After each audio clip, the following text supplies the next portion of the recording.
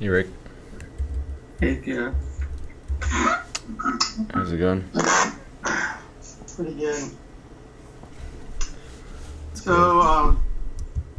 I'm going to go ahead and switch the instance type right now while you're on the line to a smaller version. Okay. Okay.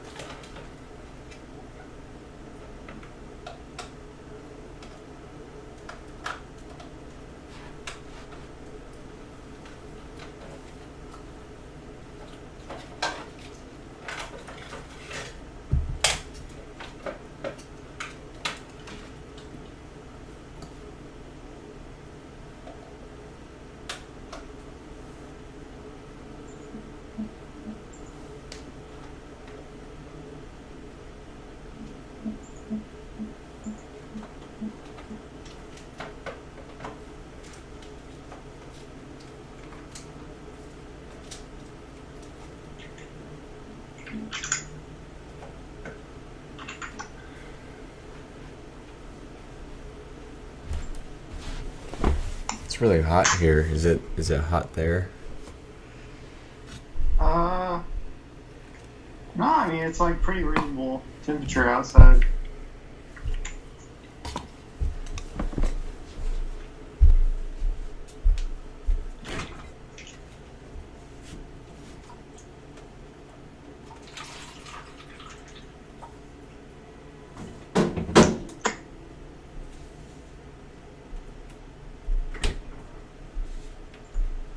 What?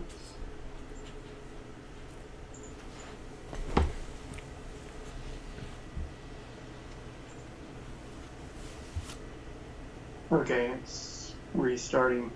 Mm-hmm. I started to look into this. This fact that it has to be restarted kind of bothers me. Started to look into things. I had like a counter that tells you how many messages it's sending.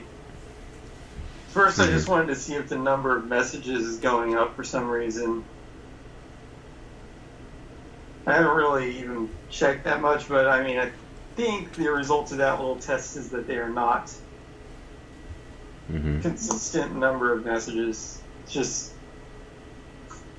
and the memory is not leaking. There's just something going on that's. My guess would be there's like a data structure that's getting bigger the longer it runs, and then that there's probably some thing that it's doing that takes longer and longer. But you say the memory's not leaking, but you think that data structure is still getting bigger? Yeah, the CPU is what's running out, not the memory. So there's probably something in there that's a bit inefficient, and it's acting on like a growing data set. And it just, that's my guess anyways. But I don't know. I was thinking having running a profiler would be a good Yeah. way to just track it down. Yeah. Yeah. I wouldn't know how to use JavaScript Pro or Node profilers. I mean, I haven't either. I haven't used the JavaScript one, but I have used it in Python. And I think it's a similar principle. It just gives you a big list of all the functions and how much time it's spending on every function. Yeah. I'm trying to think. So it's got to be something like data related, because you're saying that the memory usage is not increasing. So maybe along the lines of what you're saying, if the CPU usage is increasing but the memory usage is not increasing, maybe then something is dependent on the data in the database, and the data in the database is increasing, and some kind of CPU computation is dependent on how much data I would there's. to narrow it down more and say that it's probably just one of those global variables, because it's like, if it was the database, it would just continue to be bad even after it restarted. So chances are one of those global, this is still all kind of speculation, but I mean, just based on logic, I would assume it's like one of those global variables has a data structure that's getting big. And it's not so big that it's eating up memory, but it's getting so big that it's slowing something down. Yeah. Yeah. All right. Okay. Whatever. We don't even have to work on that right now or anything. I'm just letting you know what's on my mind. I think that's getting annoying. The fact that it has to restart is starting to get annoying. Because I'm watching people, they're like right in the middle of something and they just die. Yeah. It's really not cool. How often does it restart again? I'm doing every 30 minutes now. Depends, like if the traffic's higher, you gotta do it more. And it doesn't look like this thing is restarting properly.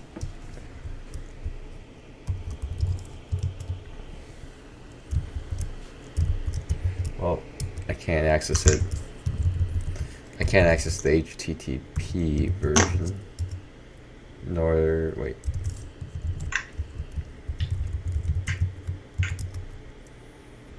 Yeah, neither HTTP or HTTPS.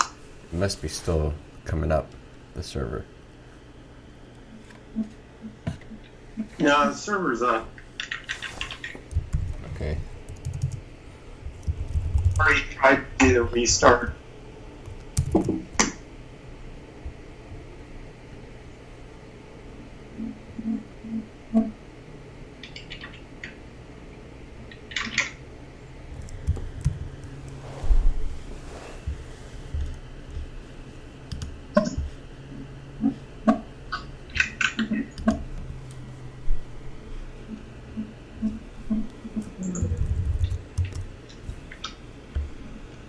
Can you share your screen? Yeah. Starting Screen Hero. Yeah. I'm on Screen Hero. Okay, I haven't started now. You can be able to share it with me.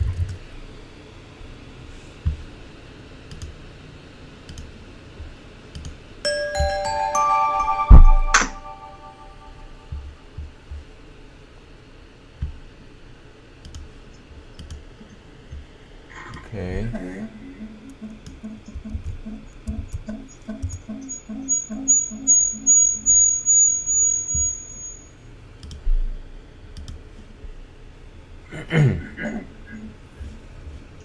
Is there an echo? Yeah. Have you muted Screen I Hero? just muted Screen Hero all the. Okay.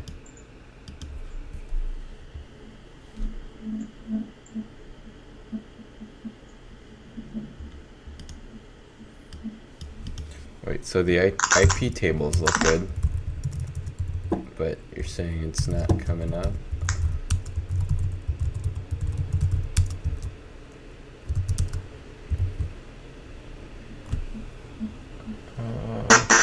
Failed to connect to 27017. Oh, that's my bad. I forgot to start the. No, I can't really type on yours. What do you want to type? Just CD script. And then start Mongo. And now it should work if we do the reset. Okay. Yeah.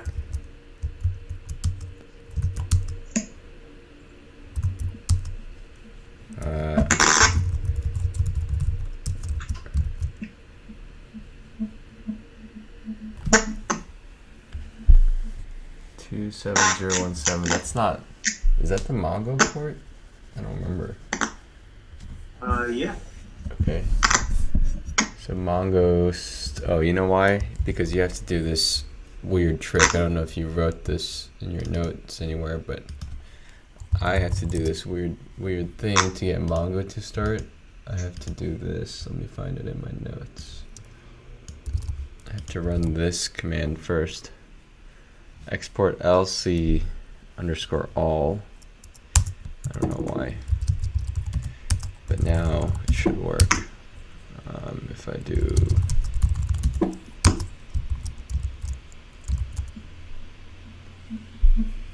alright, what's up? Let's just make a script that does all this. It's starting to get kind of weird. Let's just add a script.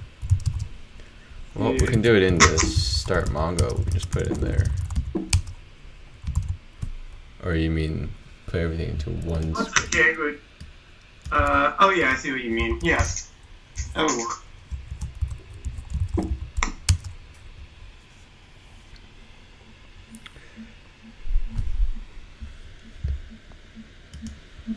Okay, so how does that... What was the story on the whole HTTPS thing? Like, but I mean, like in general, plus especially the IP tables. Like, what had to be changed to make all that work? Yeah, okay, I can show you what has to happen. So, let's see. Also, how does it... I mean, how is it working with like 2 different versions and stuff? Well, there aren't 2 different versions. I'll try to explain it. So, here in this file, the www file, this is where we create the HTTPS and the HTTP servers. So HTTPS, the only difference is you create this options hash dictionary. We bought these certificates and everything. Pass them in. What file? I can't tell which file is it. What is it? Which file are we looking at? Is it at? This is in bin www. So from here, it's gonna be bin. It's gonna be bin www.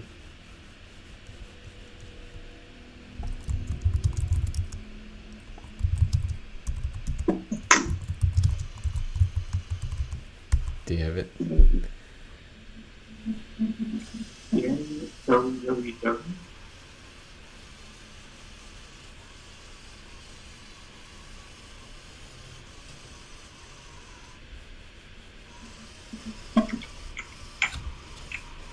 Okay.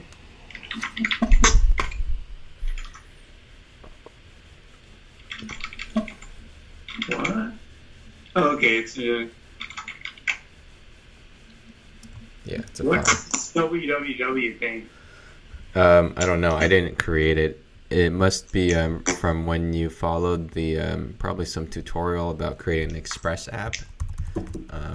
It's probably the tutorial about creating the Express app. In there, this guy, I don't know why he put it in this.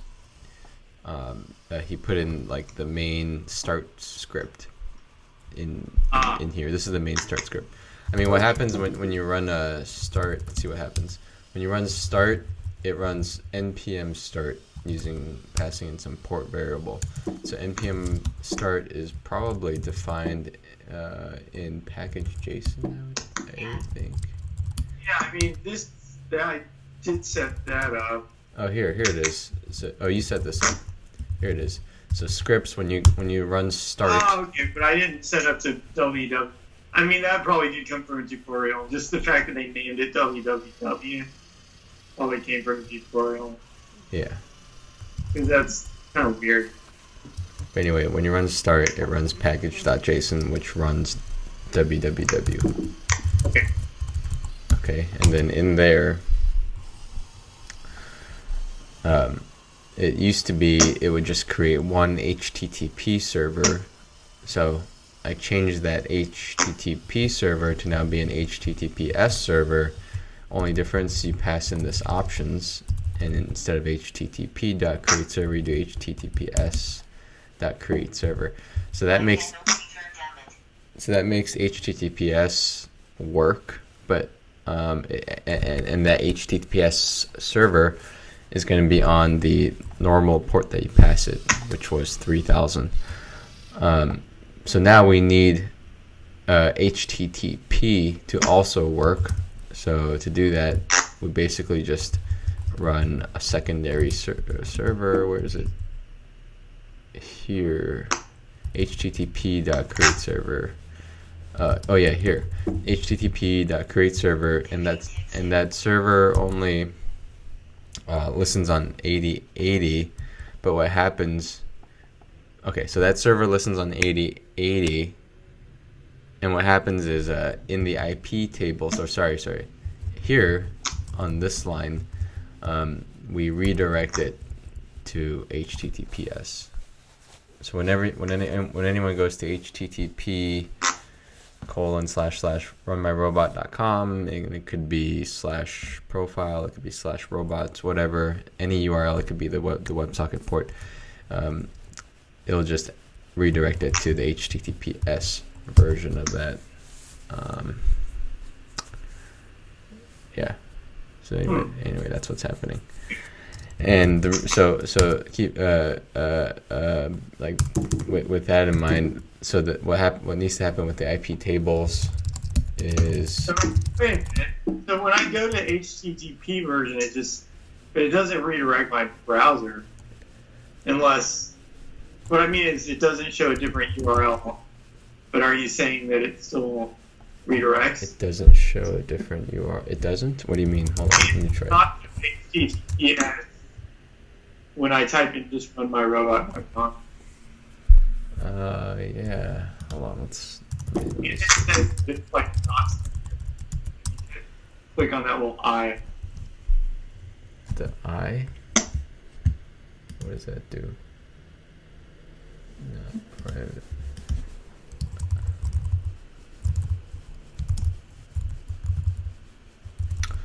Well, this is what it's doing. It's doing res.redirect https RunMyRobot. I guess what it's doing is it's getting the response from the HTTPS site and then rendering it under the HTTP server. So I guess, yeah, it won't like on your browser, it won't look like it's HTTPS, and it's not. I guess it's just getting how to render it from the HTTPS server. I don't know how it works, but it works. And then for the IP table stuff, the only change that's necessary, well, two changes were necessary. One is adding this redirect from 443. So this is just the default SSL, or the default HTTPS. Wait, what's SSL again? I'm totally losing my mind. What is SSL?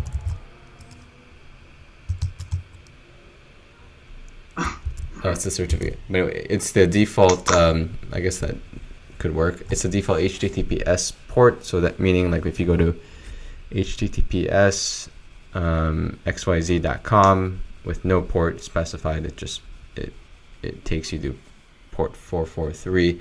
So we direct that to port 3000, which is the main app that's running.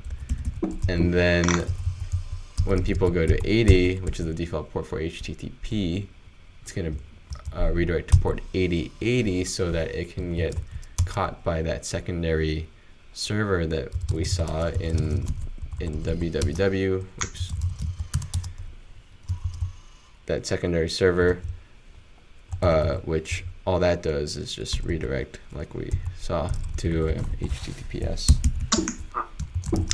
Oh yeah, and some debugging. Something that I realized is, let's go back to the IP tables command. Like, we're redundantly writing. Hold on, let me find that command. God damn it! Why is it so? Why are computers so hard? We're redundantly writing that command. So if you look at our IP tables, we have a lot of duplicates. That's because every time you run restart robot servers, it appends those rules to the list of existing rules. Yeah. I mean, that's no problem, I guess, unless you change something and then you have the old rule still existing, and it'll probably still use the old rule. But really, it's not that big of a problem. Yeah. But anyway, that's about it. I figure if by the time, like, if we actually decide to change something, we'll probably know to just list them first and change stuff anyway. So yeah, kind of okay. Yeah, it's fine. So what I've implemented so far on the dev version, I mean, in terms of the tipping.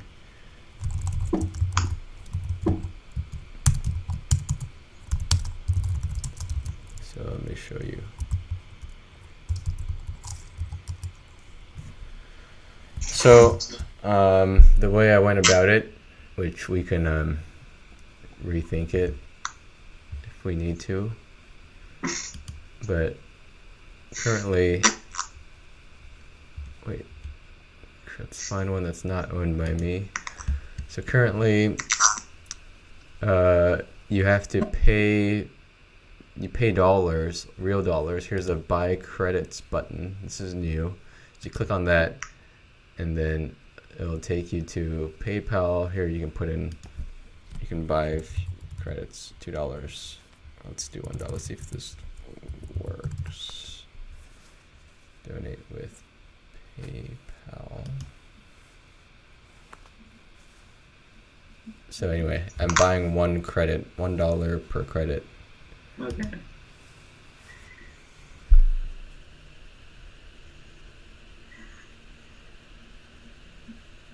And what this should do is once this transaction goes, oh man, can't send money to yourself. So I can do it though, right? Yeah, you can do it.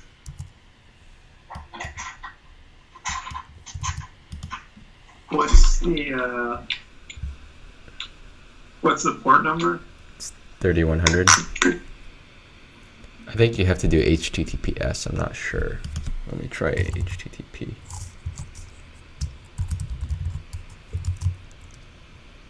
Oh, that works too. Yeah, port number is 3100.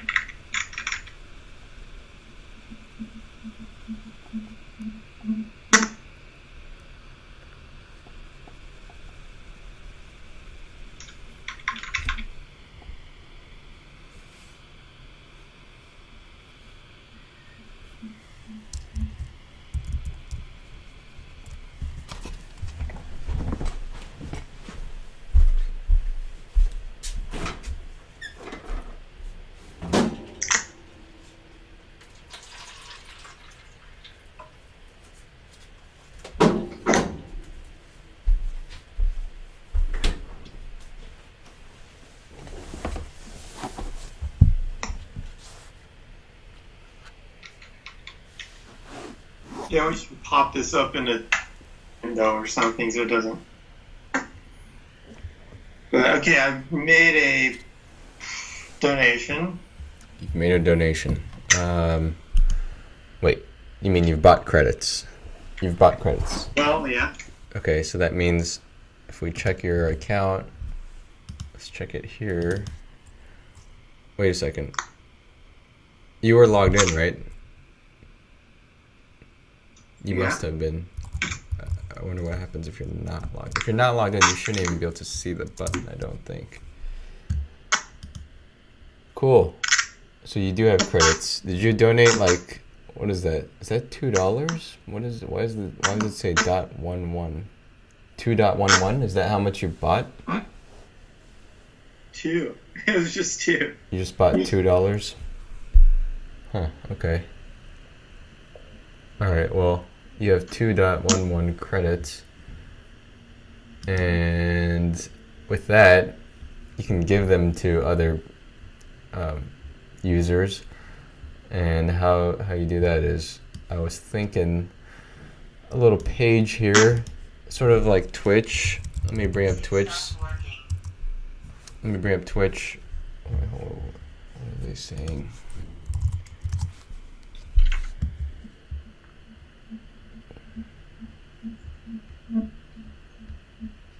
Oh, and you went for a grab.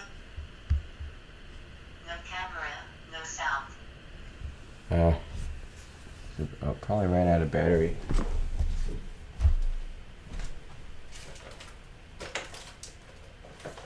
No camera, no sound, are you sure? Alright, try it again.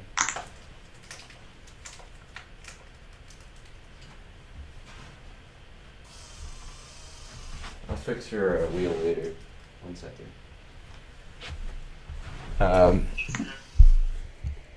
Okay, but if you look at Twitch, you're welcome. If you look at Twitch, there's a page for, there's a section of the page is for like this stuff. Like it's their own profile. How old are you? I'm 20 years old. Where do you live? Denmark. And then they have like links to donate and stuff like that. And this is all customizable too. So they upload their own images for these buttons. So here's the donate button. So I was thinking like something like that would be cool if they could customize their own page a little bit. That might be kind of difficult. But so here, this would be that section. It says Timmy's owned by Theodore, and then you can give credits to me, and the transfer, all it does is transfer the credits to my account. But it's very anticlimactic. Like you transfer credits and like nothing happens. So like you don't have any feedback. The user's not made aware that they gave money, and also the person owning the robot is not made aware that they just received money. So those are that was the next thing I was going to work on. Basically, sort of you get some kind of celebratory notification when you receive money, and that requires a lot of thought, not like about the product and what it should be. What? Hairy Legs and Glenn are having a chat.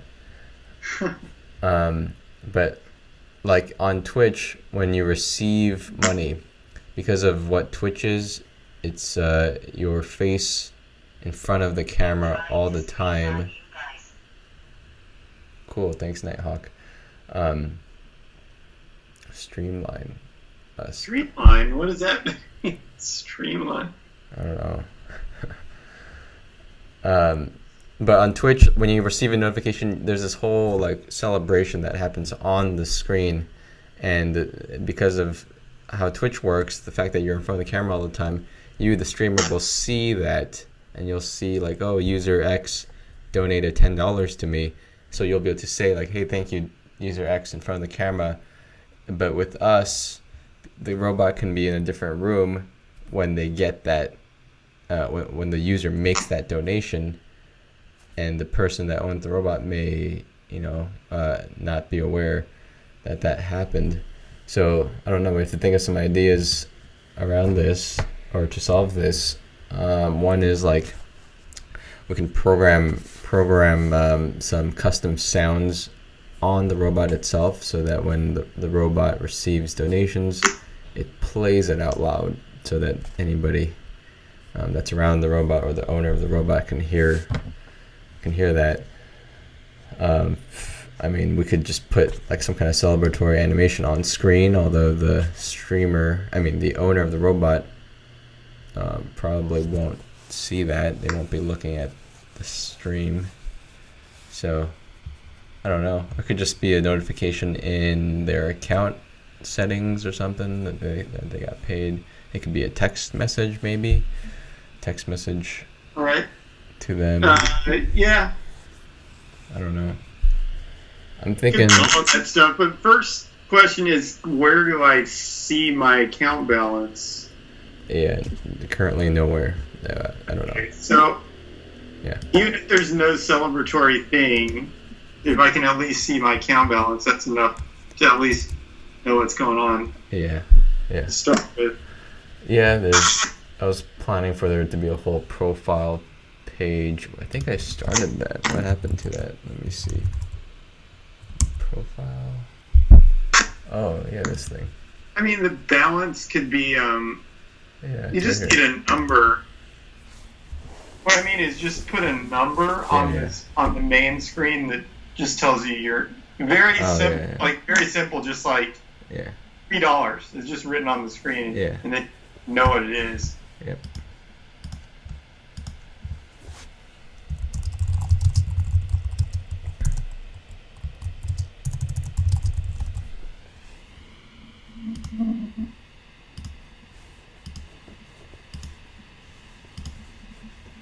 Because the first thing is just to make sure that they can functionally see what's going on, so that if somebody makes a donation, they can tell what happened, and then Yeah. and it's a matter of making it nice. Yeah. Yeah.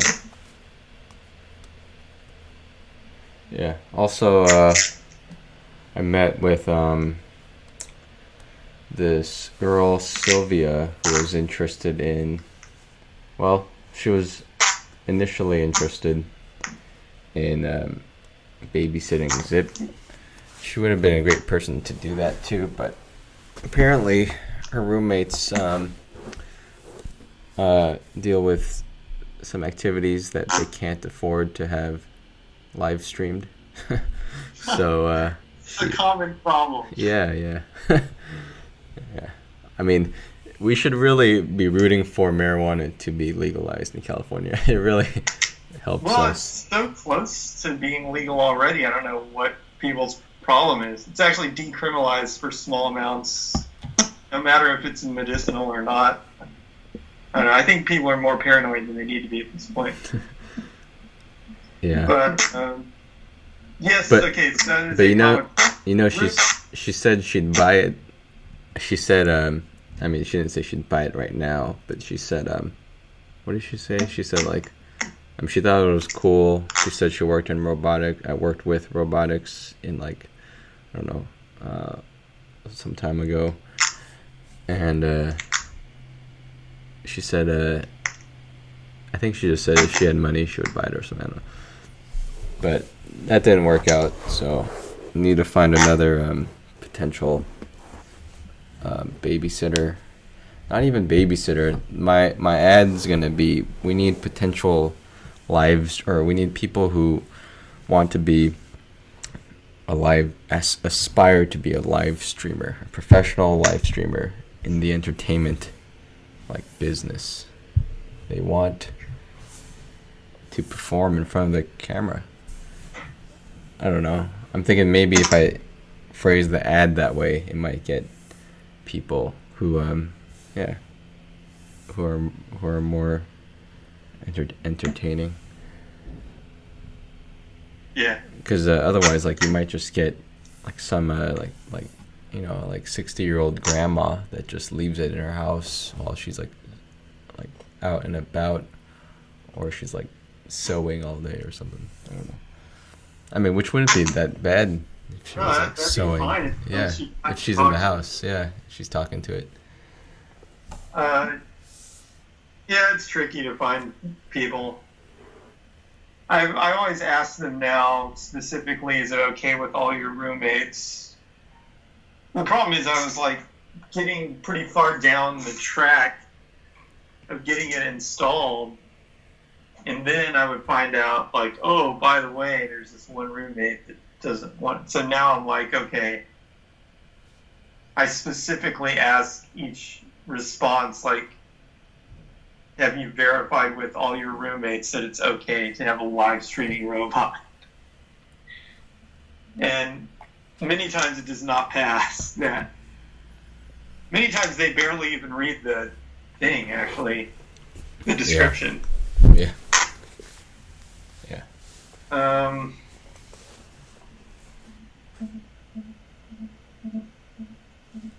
Yeah. I don't know. I don't know. There's some thought to be had here about this. I don't know what to say about it, but it's like, it's kind of like, I think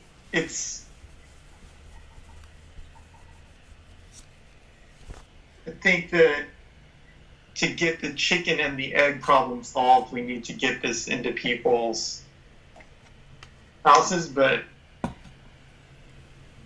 I also think maybe it's a little tough. I mean, there are some things that maybe could make it easier to have the robot, like an on-off switch, just like some basic stuff might make it easier.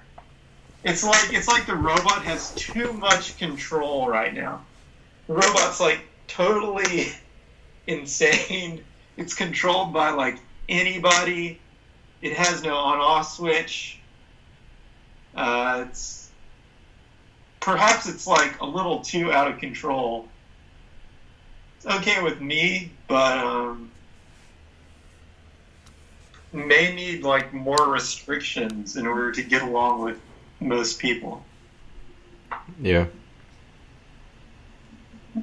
Yeah, I mean, the feature for only allowing your friends to control the robot, or other users that you allow to control the robot, that's it was pretty high up on the list of things to do. Yeah, like there are people so that's one thing we could have people that the people could have ratings. Mm-hmm. So, and then when we take it to somebody's house, we could say, look, you have to have like at least 1 star or more, whatever, to access this thing at somebody else's house. But anybody is allowed to access the one that's in my house. Yeah, it's a good idea actually. Like you have to have a certain rating, or like you can choose if you want to have like a threshold limit of certain rating for people to use your robot. Right. But I don't know. I think I want to think more about monetization. I mean, yeah, it's going to be a long, I can tell already, it's going to be a long haul. It's going to be a long process, this entire thing. I mean, obviously, anything like this, I mean, if you're trying to build a business, it's going to take a long time. Are you reading effort. this? I am reading this. What do you want to say? But like I'm starting to see. I'm starting to not see You need a plan. how this can be monetized. I'm starting to see less and less how this can be monetized. Like I don't know. I implemented the donating credits thing, but I don't know. I just can't see anybody doing that right now. Like without the whole We Twitch. should make him dance for us. Without the whole Twitch giant animations on the screen, like special effects, that kind of stuff, and also the personalities on Twitch, like nobody's gonna donate to the owner of the robot. Torture with some beepit. Yeah, what do you mean? I mean, they have actually somebody gave me. Yeah, they 50 gave you bucks, 50 put bucks, a cigarette yeah. lighter on it for like 3 seconds. So, Yeah. I mean, people will, and that was with no feedback. Do You you just, guys like, even have any ads on the website? We have no ads. Who's talking here? No, I know. I saw that the footage of you putting the lighter on the robot and somebody giving you $50.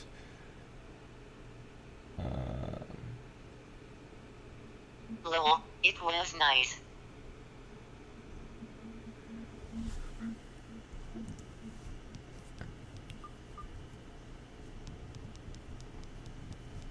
I mean, okay, but in general, monetization, I'm starting to lose sight of it, and I just want to like think about it more. Is he saying something? Audio is messed up for me.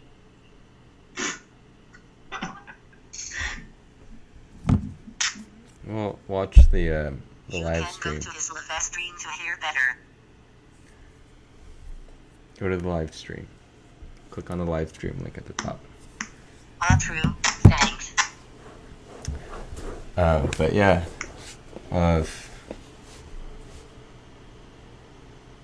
So what? Yeah, I mean, I agree. Basically, I mean, I agree. I'm just saying the focus is kind of like. I'm just saying the way I see it, there's like an intrinsic value. We could debate whether that's real value or not at this point, but there's like an intrinsic value of being able to control this robot. Whether it's like watching a cigarette lighter turn on, if that's your thing, or flirting with the person who owns the robot or something. There's a certain value to it. That's value. That's good value. I mean, in this world, it's usually women. Like, I mean, it could be guys behind the camera too that people want to interact with, but having like an entertaining or for whatever reason appealing person, yeah, I mean that would be great. How do we get that? Like even I don't know, like even offering to pay these like people on Craigslist to offer that. I don't know. I don't know. I don't know what I'm saying. I don't know what I'm thinking. I'm just like internally just looking for some inspiration. Actual robot fights, and you can buy weapons/upgrades for real money.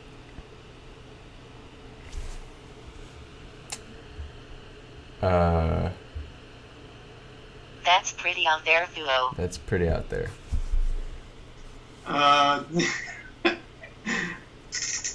I actually don't want to go that route, you know. A thought has crossed my mind. Maybe not actual weapons, but Nerf weapons I think would be a good maybe good gimmick. I mean, to me the easiest one would be like a laser, because then at least you don't have to replace the thing. You could just say like, basically we could have a whole suite of things that people can do when they subscribe. Like if you subscribe for $1 a month or whatever it is, $5 a month, you subscribe, and then you like don't have any swear word filter anymore. Or you can drive faster than everybody else, or you can turn your lasers on. Right? We can give a bunch of things to the people that actually subscribe. Just it's one thought. Let them set their voices to whatever they want, something like that. And then that might be one way to monetize it. But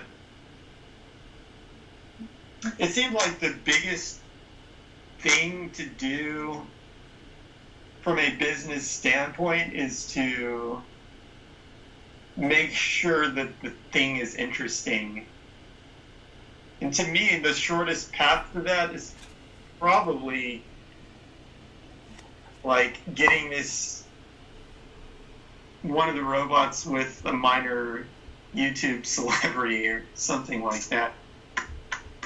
It might be. I don't know for sure. I mean, that seems like maybe the shortest path, because you only have to place one robot in one strategic location, and it would probably get a lot of traffic and provide significant value to that person too, perhaps. That's what I'm thinking. but I haven't really pursued it. I mean, I guess the idea would be to like mass mail a bunch of those YouTube people, see if you can get one to pay attention. Yeah. Yeah, I mean that should be the goal. I think what was happening with me is I was losing sight of like the goal and the distance. Um, yeah, I mean we should make something like that kind of a goal. Like once we get these features X, Y, and Z implemented, then we will be ready to like I don't know contact or put it in some celebrity's house or do a Kickstarter campaign or whatever. But it's like we're probably not at that stage. Like tomorrow I probably shouldn't just scour through like a list of YouTube celebrities and contact all of them, because if we did get one of them to keep the robot, like it would almost do well. It wouldn't do as much like monetary good. Not that monetary results are like the end all be all. But I mean we'll get like publicity, but that's about it. Like better if we have those monetization like features built out. Maybe some will trickle in. But you don't need them to be. All you need is actually you could send it out. No, you could send one out right now if you actually knew. I think it'd be okay to send one out right now. What would we get from it though? We would get publicity and exposure, but we've had that before through the 2 or 3 Reddit posts getting pretty high up there on their ranking, the Hacker News exposure. But what do we have to show for it? A few users, a few accounts created in our database. That's about it. A following, sure, a little bit, but I don't Are know. you guys worried about someone taking your idea and making it big before you guys do? No, not really. I'm taking a shower. Oh, we're not.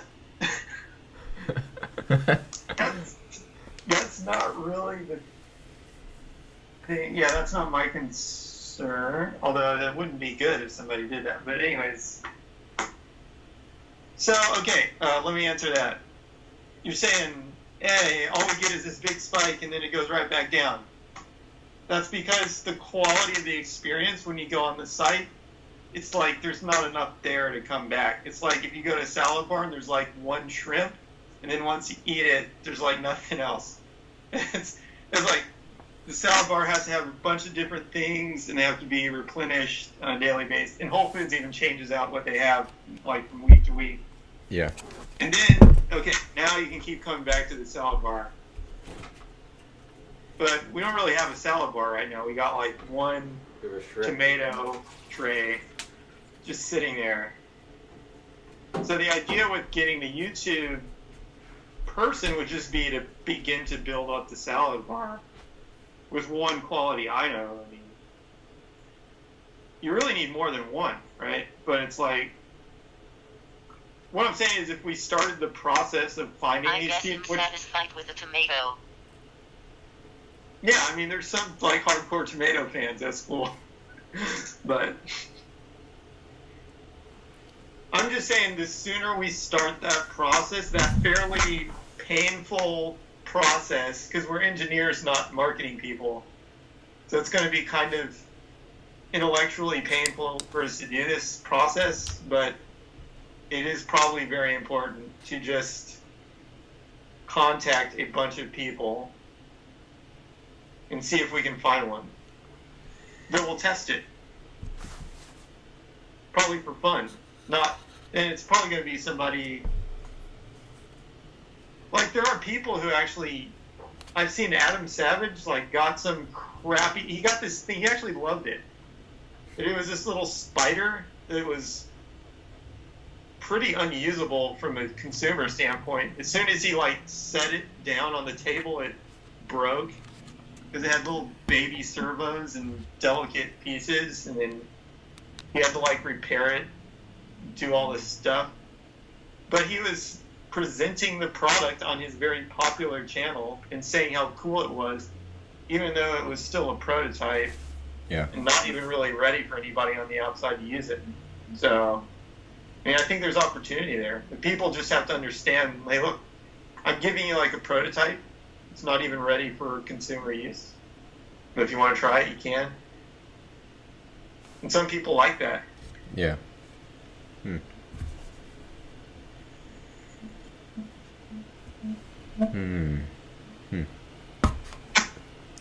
Yeah. I'm not saying you should like stop all development and only focus on, you know what I mean? I'm just saying if we started searching now, probably the sooner the better, because it's going to take a while. It's going to take like a lot of tries to find the person. Yeah. But get one. There are many people you could probably send one to. Unboxing Therapy, Tech Channels, even that Casey Neistat lol.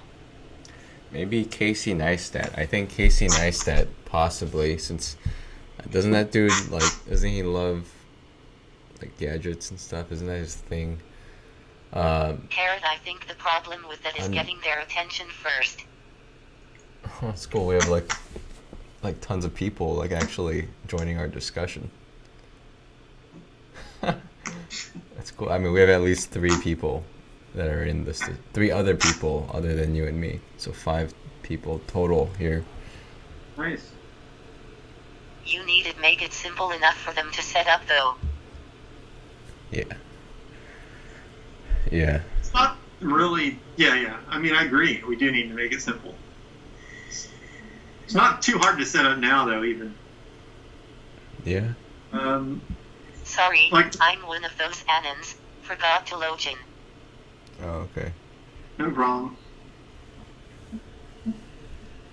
Oh, I was also thinking another way to get it set up would be to send an Ethernet cable out with the robot and like.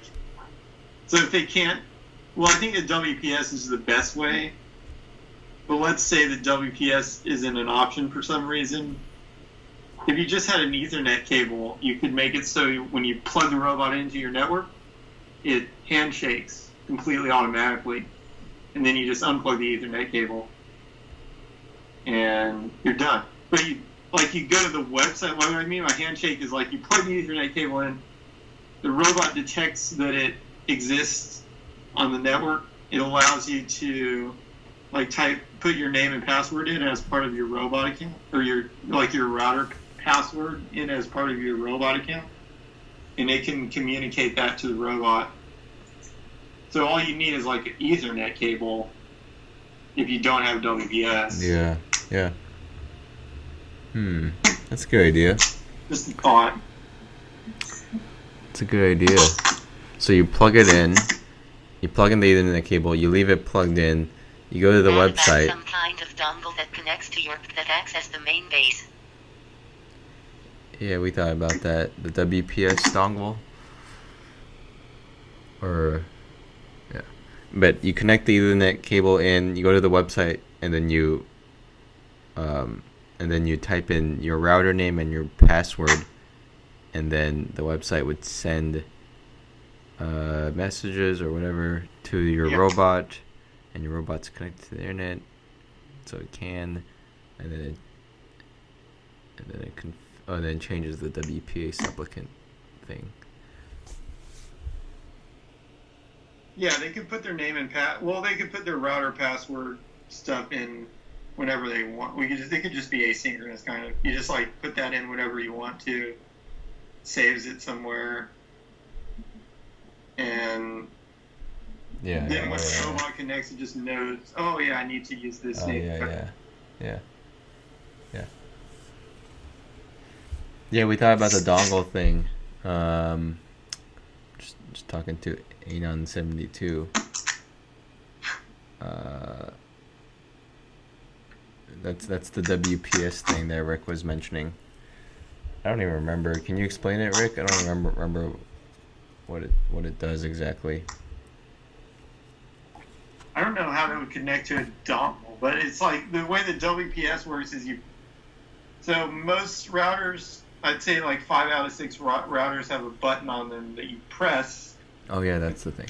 Router, it's okay. Like the next connection that connects your WPS is trusted for the next like 2 minutes. So then it allows your WPS thing to connect I thought without password. I thought the WPS process required a dongle on your Raspberry Pi. Like you stick some kind of USB device into your Raspberry Pi, and then like you press both buttons on like on your router and then on your Raspberry Pi. I thought it was something like that. I don't know. No, there's no dongle required. It's just all you need is a working Wi-Fi. As long as hopefully, I mean, there's a little debate about this online, whether the Raspberry Pi's built-in Wi-Fi supports this. I hope it does. But yeah, as long as your Wi-Fi card or chip supports WPS, that's all you need. Okay.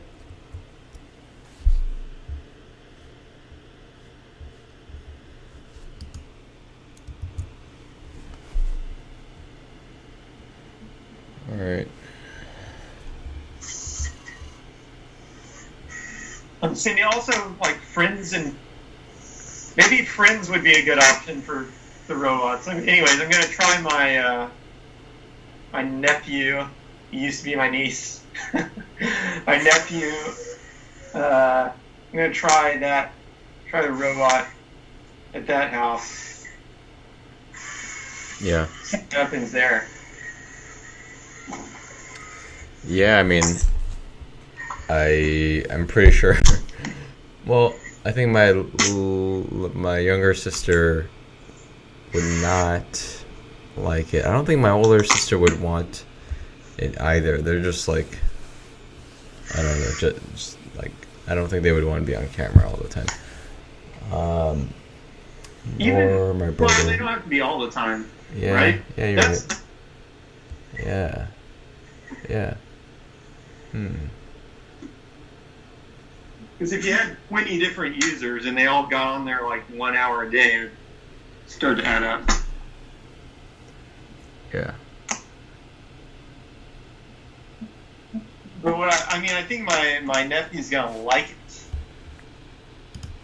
Yeah. But I'm not 100% positive, but it's the kind of person that's like, well, this is cool. Like they grew up in Facebook. They grew up in the world of like internet. You know, you just like share everything on the internet, so they're not all paranoid about it. Yeah. Do you know what? I had just a thought. I don't know. Like we're moving into the future. like we always like look into the past to see what's normal and what we should do, or we use it like to make predictions about the future too. I mean, here's one example, like live streaming. Theo, did you lose your mind again? I don't know why, but I always lose my mind time to time. But no, what I'm saying is like live streaming is a new phenomenon, and people are just not used to that idea yet. They don't understand it, but I think as it becomes more and more ubiquitous, and it will almost like necessarily become so, because I don't know, people are gonna be creating products around live streaming. You can't like keep it out forever, but as it becomes more ubiquitous and people get used to it, and as the world gets used to it, like a lot of things will change, like the concept of like even people's like personal concept of what it means to say I don't know, like Einstein. Okay, here, like let's use this example. Like when you think of Einstein, all you see are his great works condensed into, I don't know, some mathematical paper or whatever. But it's this entire built up process, this entire lifetime of time, of work, of moments that went into producing that like like condensed paper. And as people start to, I mean, as live stream becomes more ubiquitous and more people are doing it, like I think people will like start to let go of this like idea of like the mythical genius. Like, oh, where did this work come from? Where did this piece of work come from? Like a lot of, I think, great work. I'm not saying any of this related to me or us or you, Rick, or anybody. I'm just saying, like, a lot of great work may just incidentally, if you think that there's going to be a lot of people live streaming, then of course, just by sheer chance, one of those people may become like a great person, produces great work, becomes world renowned, famous. Where was I going with this? Why don't you exclude yourself from being world-renowned famous, man, before you even say it? No, I mean, I'm not.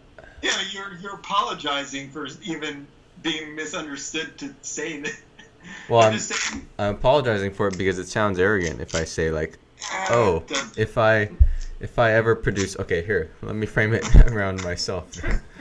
If I ever produce good work, okay, sometime like when I'm like 55 years old, and I complete my fantasy, fulfill my fantasy of like writing a novel, which is what I want to do someday, and it turns out great. Let's hope so. I really hope so. People will look back on these moments, like all this live streaming footage I have. I may have like hours and hours and like who knows, like years worth of footage of my life online, but it's all these boring, mundane moments. And like I think a lot of people, they can see those moments. They might see those moments now, like the footage of me now, and they look at it and they go and they might think like, why would anybody do that? Like, what a shitty life. This guy's never gonna amount to anything because I'm looking at his footage and like he's like falling asleep on the ground, or I don't know, he's like distracting himself doing this or that. He's doing this or that, or like he couldn't figure this problem out. Like what a loser. Or like why is he doing this instead of that? Like he could have done it better this way. Things like that. Damn it, where was I going with this? But I know exactly what you're saying, man. But look at the bright. It's kind of a good thing. So in the past, people were able to filter very carefully, like what is exposed to the public. Like here, okay, somebody wants to be perceived as a genius, so it's like, okay, they're only going to present like the E equals MC squared. Write that down. That's like the only part that the public sees. Yeah. They're perceived as a genius, but it's really a misunderstanding. I mean, the whole genius thing is mostly a misunderstanding. So as people get more and more and more data, and like, just like on, like for example, this guy named J.B. would likely have never exposed his boxers and butt on purpose. What? Like, so Jamie Abersol, he teaches people how to play jazz. He said, like, the first time he heard Charlie Parker and stuff, he thought he just, like, he just popped out. He was born, and he had just raw talent, and he could just play anything. And later on, he learned with very small amounts of data, because it wasn't really that easy to find, that actually, like, Charlie Parker had to learn how to play just like everybody else. He, like, really annoyed his neighbors. He was practicing all the time, just, like, making noise.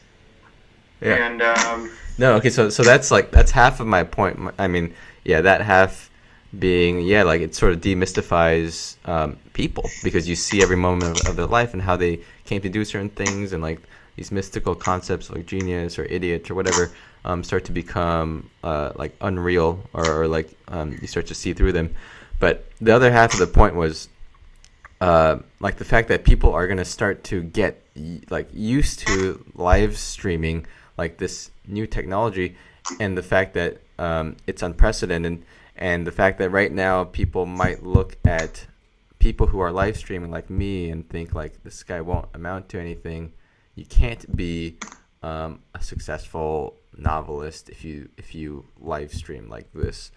But anyway, like the greater point was like That's super paranoid. That makes almost no sense.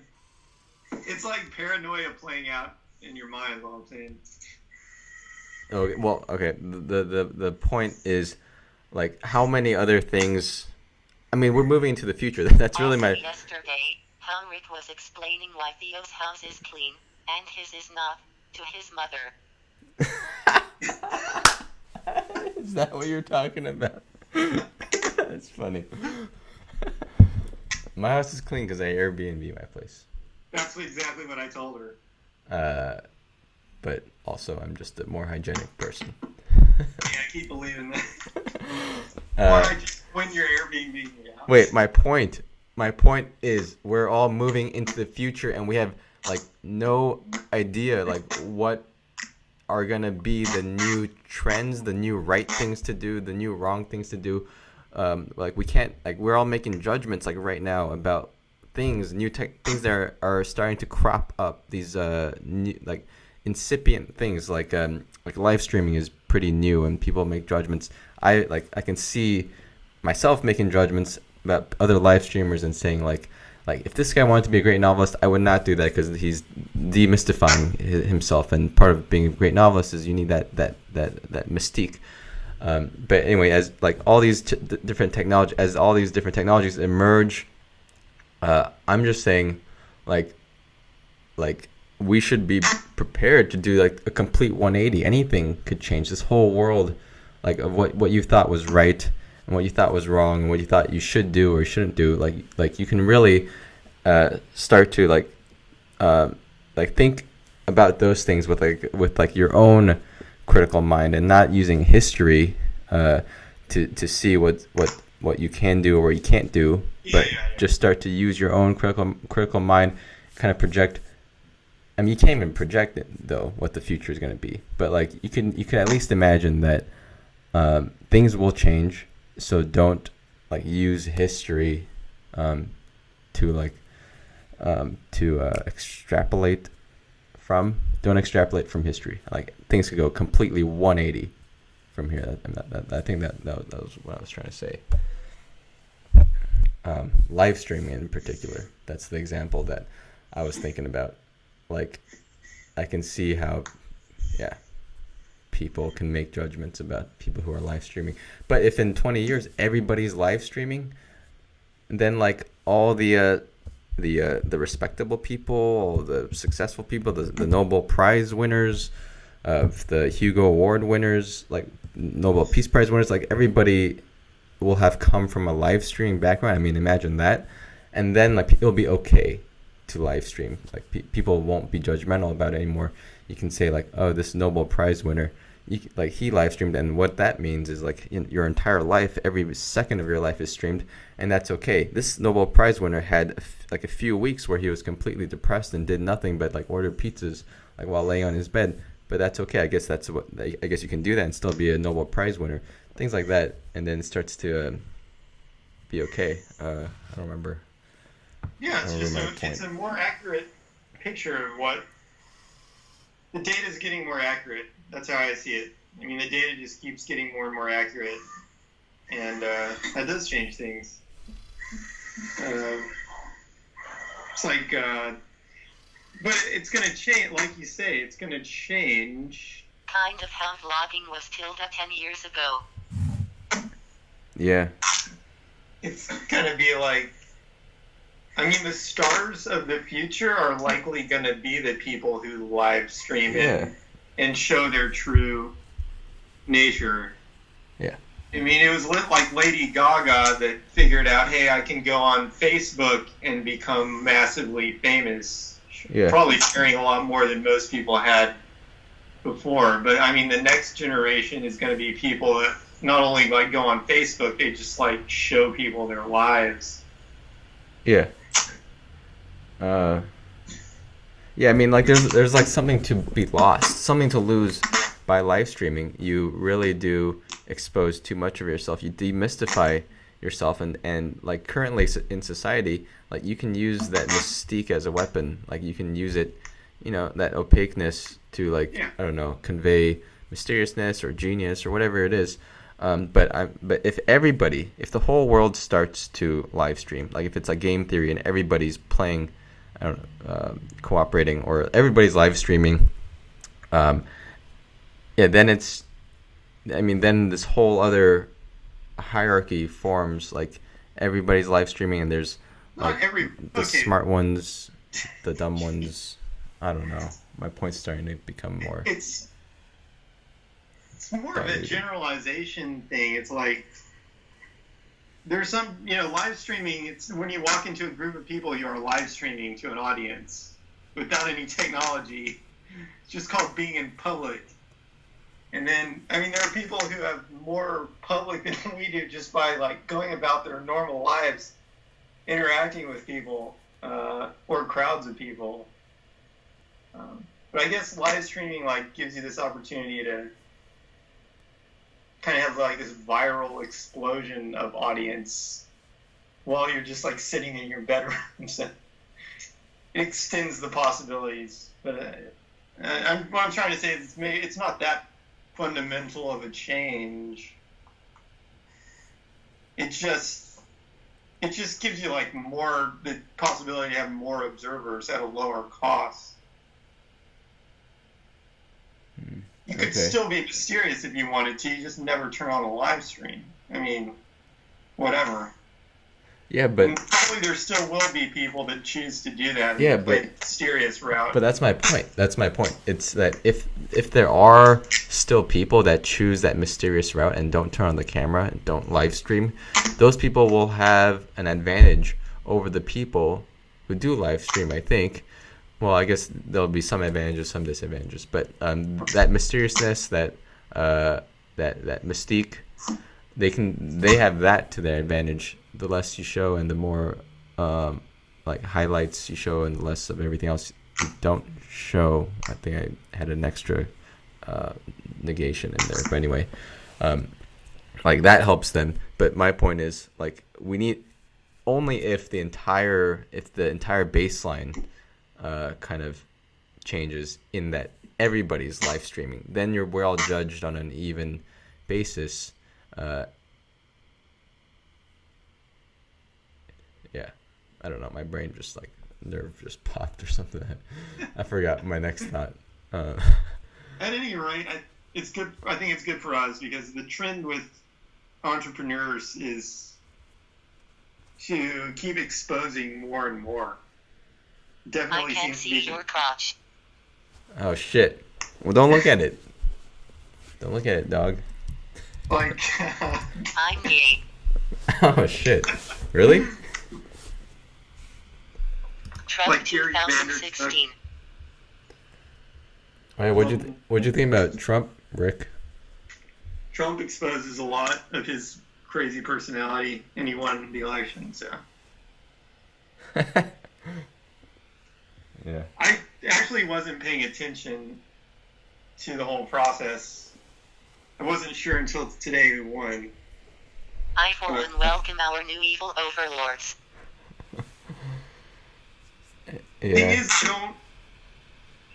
I really don't know. It's, again, these are terrible choices that we've been presented with, and whatever. I actually don't know how bad these people are. I don't even want to say terrible choices on camera, because I don't really know how bad they are. I haven't researched them. I don't know how good or bad they are.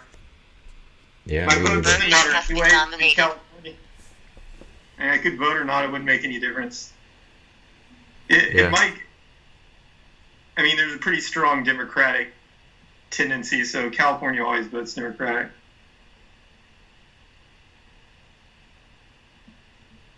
I think if you want to change something, you should start making money, or at least start making an audience, or do something. Just casting a vote. It's kind of cool to cast a vote, but it's dropping the bucket. There I guess is a if everybody movement puts for a drop California to secede. That'd be great. That'd be kind of cool. What would be for cool? For California to succeed? Secede. There's a whole. There's a movement called Cascadia, which is for It's the called whole. yescalifornia.org.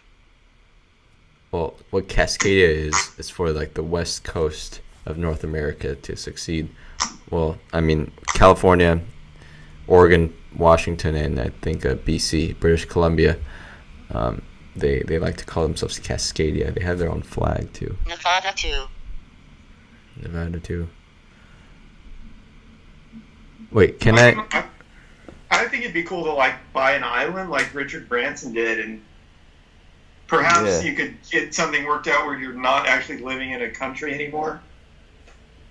All the blue states on the west coast. Yeah, and there's like there's like a sea of red states and like one haven of a blue island, which is Colorado. Jesus land.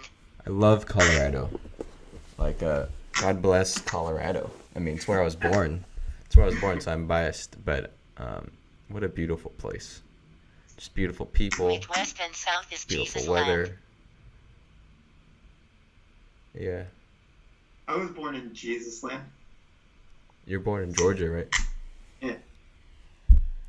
Yeah, you know, Jesus land doesn't seem that bad.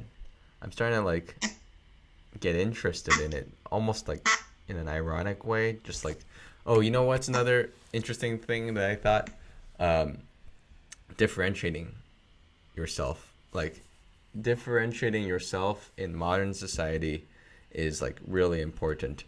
I think that's a lot of what the like fundamental basis is of like hipsters. It's like weed is legal on the West Coast. You have nothing to gain by standing with the majority. But come through. Hold on. I even wrote out something about this because I thought it was interesting. Yeah, in modern society, you have nothing to gain by siding with the majority because you'll just dissolve into the faceless masses. But to root for the underdog, you have identity and distinction to potentially gain. And in modern society, both of those are huge: identity and distinction. So even like say the president, like the two parties, Republican or Democrat, it's somehow fun. And I was trying to articulate this. I couldn't really figure out a good way, but it's somehow fun to root for what everybody else is not rooting for. Like here in California, everybody is a Democrat, everybody loves Hillary, and because of that, it makes it almost appealing, somehow appealing. I can't describe how or why to root for Trump, just because it's like the opposite. The opposite. It's like what everybody's not doing. I bet there's even like a biological mechanism behind this. We now have a porn model as first lady. Is she a porn model? By the way, Ivanka Trump. I want Ivanka Trump to be the first woman president of America. I love Ivanka Trump. I mean, I don't know anything about her. I just think she's beautiful. That's Ivanka Trump. That's Trump's daughter. Oh. Boinkable. She's already married though. So, I mean, there's still a chance she can He's off the market. get divorced. He's off the market. Just keeping track of those things. But yeah, I think there is probably an evolutionary reason why you might have like a physical Sarah Palin is hot for a Republican. A physical reason to try to find the opposite of what everyone else is doing. Yeah, I mean, I think a minority of the population are programmed. Okay, so here's an example. When penguins migrate, they're all walking across the ice. They're like they're not really migrating. They're just like setting up their babies or whatever. But they're like essentially short-term migration across the ice. There'll be like 20,000 of them going in one direction. There'll be like 3 of them that go in another direction on their own. And the narrator's like, yeah, they just do that. And it's like there's nothing that will turn them the other way. They go out to their death, actually, because like the whole group's going in the right way, and they're going the wrong way.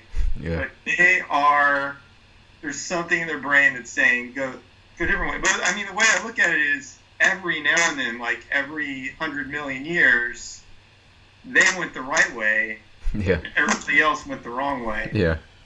And that's what those people add to society. I mean, and we're basically probably those people genetically. So, yeah. Like, that's probably it. That's probably the biological reason. But what about this? Like, Skippy's wheel just popped off. It's also a way. Skippy's wheel popped off, but it's also a way if you're in society, if you're with the tribe of people, it's just a way to make yourself distinguished or distinct or differentiated, so that the opposite gender or mateable others can see you. Yeah, there's both sides of it. I'm just saying. Yeah, I mean, it's more complicated. I gave one of the most extreme examples I could think of that's kind of like extremely different and extremely, useful and perhaps. But in general, it's like there's tendencies. Some people people are torn between fitting in and being different. Right, there are tendencies for both of those with neurotypical people. It seems like they want to fit in. They want to be accepted by the crowd, but then they probably want some distinguishing stuff too. And that's probably like evolution saying, look, you have to be part. It's like if you're a company, you have to be part of the company. You have to be cooperative. That's like your tribe, but you should have your thing that you do better than anybody else, so that you're actually an asset to the company. Well, I can answer phones better than anybody else, so I'll be a phone answerer, and that would be like my thing, my specialty. But I'll still be I'll still follow the basic guidelines of being a corporate cubicle person. Just for an analogy. So maybe nature kind of balanced it out. Like, it wants you to be part of the tribe but still have a specialty. Yeah. Specialty or I just like to boil it down simply to just being noticed by the opposite gender. Yeah, but I'm saying, why would they be programmed to notice something that's special unless evolution wants them? Evolution could just program them. So evolution could just program people to say if somebody has something unique, that doesn't mean shit. It's zero value in the neural network. But for some reason, evolution said, okay, different things are potentially valuable.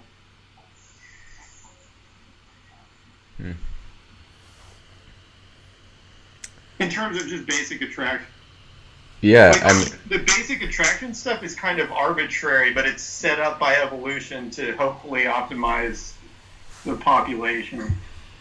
Like, what is beautiful, what is attractive, all those things. Yeah, here's a real world example. In Asian, in Asia, everybody has black hair. So, how did this fad of, coloring your hair red or whatever come about? Probably because, once you did that, you were, unmissable. Everybody would notice you. And just from that, statistically, you probably have a better chance of procreating. I don't know.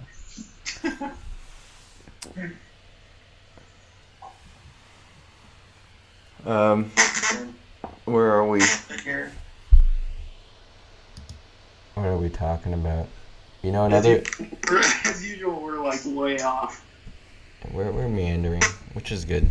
Somebody's got to explore the unbeaten path. But another interesting thing. Just while we're here on a random. Why do you change yours? I don't know. Okay, whatever. Go ahead. Actually, you know what? The changing of the hair color, it could be a different biological phenomenon. It could be, how, when spiders, poisonous spiders have a red underbelly because they want to signal that they're dangerous, or certain snakes have certain snakes have red and black stripes or yellow and black stripes to signify that they're poisonous. Could be the same thing. That girl might be saying hey, don't don't come here. Like, don't even bother. Like, it's bad news all around. Don't come here. Interesting theory. I was joking. Or she is saying, come here, I'm on fire. Yeah, I guess. Yeah. Well, think about it. It is attractive to be different, and here's another simple reason that would be attractive at a biological, for biological reasons. Everything is sort of for biological reasons, but anyways, it means that you've got diverse DNA coming in. In other words, somebody's got something different, then they're like diverse. So they're a better mate than somebody who's just like all the rest of your tribe or whatever. Yeah. Because that would lead to inbreeding. So you would want somebody who's different. So, yeah. Maybe having blue hair like triggers that difference. Yeah. Response. Yeah. Huh. Even though it's not even genetic, but whatever. Huh. Yeah. I mean, it's interesting that these things that are not genetic can still produce the same effect. Like if you think of just a hipster that's like wearing thick framed glasses, it's like wearing like a jean jacket or something, like reading in a book in a coffee shop. I mean, it's like that person's still distinguishing them. They're still pretty noticeable. I mean, they're not just like some suit wearing Joe Schmo or something like that. But it's nothing genetic. It's like he put on the jean jacket. It's nothing to do with his biology, but it still works the same. Like I think people, I mean other mates, they would still somehow sense or see that, as that person diversifying and potentially having better genes. So corporations are becoming self-aware.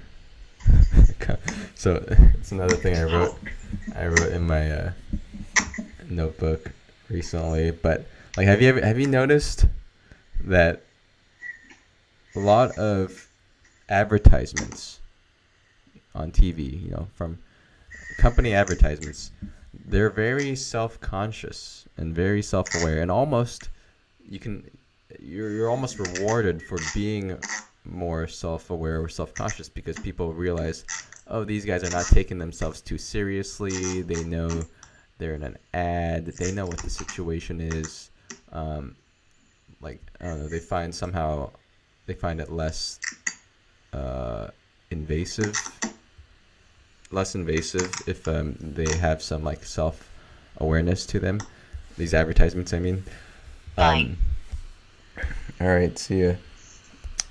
I guess I turned this guy off with my pontificating.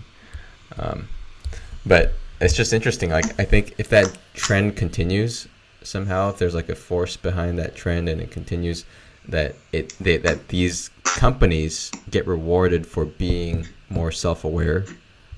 These companies become rewarded for being more self-conscious. It's like the burgeoning of consciousness for these super entities, these these companies, these corporations, if you consider them like entities, just like we are entities, but just on a bigger, more macroscopic level, super entities. It's like the creation of their self-awareness happening, the birth of their self-awareness happening. It's like right now, and the mechanism behind it is because consumers, people like us, their environment rewards that self-awareness. They're more likely to buy an ad. I saw an ad for this product called Poopery. But I mean, what the product is, it's like something that you spray into the toilet after you take a shit, so that like it keeps like the smell underneath the surface of the water or something. But like, if you watch their ads, they execute them brilliantly, like very tongue-in-cheek, very like self-aware, and just like on the like frontier of like culture. I mean, like on the edge, and like and it became viral, like deservingly. So like they got rewarded for having that self-awareness. And if you look at other commercials, I don't know, like Bob's, like I don't know, like tool shop, like crappy commercials on TV that have like the phone numbers like on the bottom of the screen. Like those things are very not self-aware. They're just an ad trying to sell you whatever product, steal your money, and they probably don't perform as well because of that. So there's this whole mechanism behind these ads where they get rewarded for being more self-aware.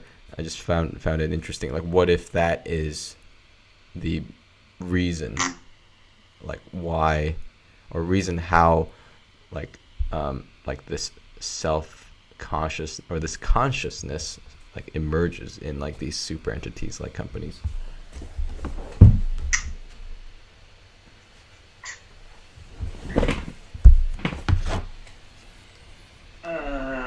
I mean, you don't have to respond to that. Siri, turn the lights on.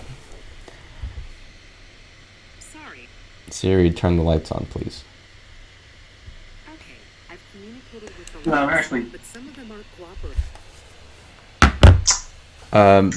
But anyway, we're live stream. The world is going to be live streaming more and more. It's going to become more okay to live stream as long as everybody in the world does it. If few people defect, if they defect and they don't live stream, they're going to take advantage of the fact that they can use that mystique, that they can use that opacity they can use that to their advantage. They can craft their mystique, and you can do whatever you want with that. You can turn into a genius or whatever. But as if the entire world But if the entire world live streams, then the entire baseline gets risen, and we don't have to compete with those people who are keeping their mystique around. That's all I'm saying. Like, what is this? What?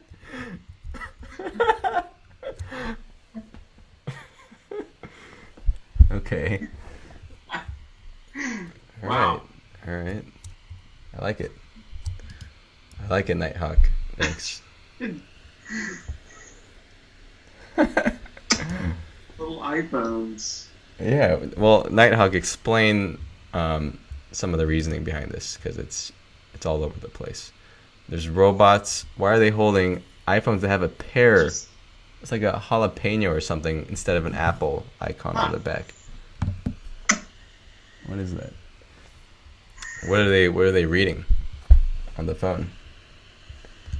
Robots live streaming themselves. Oh. Ah. Huh.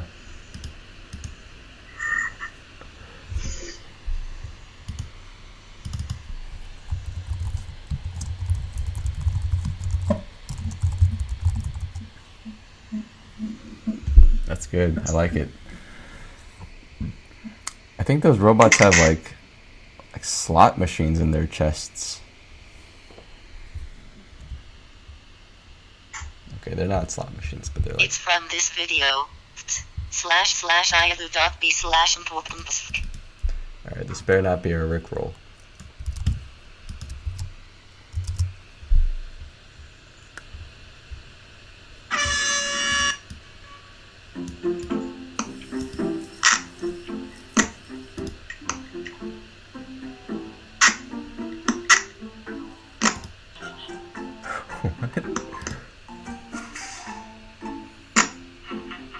See, this is why we need Nighthawk with us, because I agree. this guy's in tune with culture, and like Rick and we're particularly not.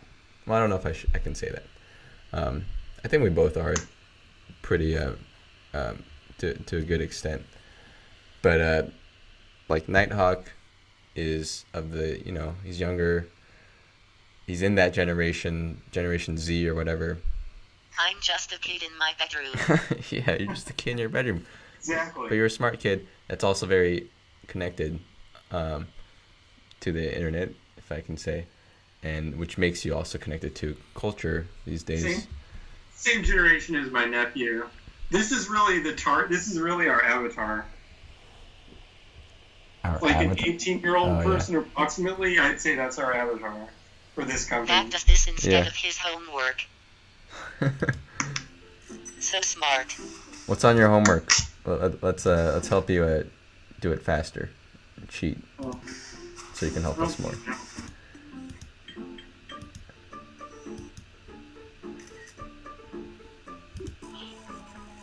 I think it's English. English? What the hell? Haven't looked at it. Entrepreneurial skills are going to be the most valuable skills that a young person can develop. It will become more and more obvious that everything they used to teach in school, You're corrupting him. it's pretty much useless. I mean, obviously, like 90% of it's useless. I'd say learning how to read and write is useful, I guess. Everything else, probably not. But entrepreneurial skills will likely be the most valuable things you could learn. And where could you learn those skills? Well, you could learn them from RunMyRobot. Stream. Wow. I mean, it's true. It's true that entrepreneurial skills. I mean, it depends what kind of person you are. Like, is your end goal like mine, and you want to like celebrate on a yacht somewhere, or is your end goal like you want to like have family and like I don't know, like study literature to like infinite depths? Like, Yeah, either way, entrepreneurial skills are very useful. I mean, I'd like to study science/space. really? Well, I mean, if you want to be an academic, I don't know if, I mean, I guess some entrepreneurial skills translate over. Like, if you want to distinguish yourself in the academic community, it's not that much of a meritocracy from what I've heard.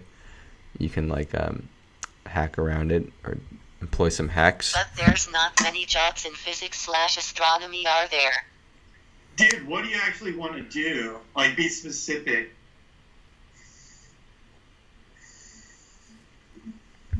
You want to work at the Large Hadron Collider?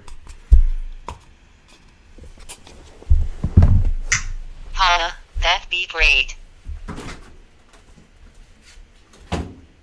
Yeah, but what do you want to do? Working at the Large Hadron Collider isn't like a thing. It's just a place.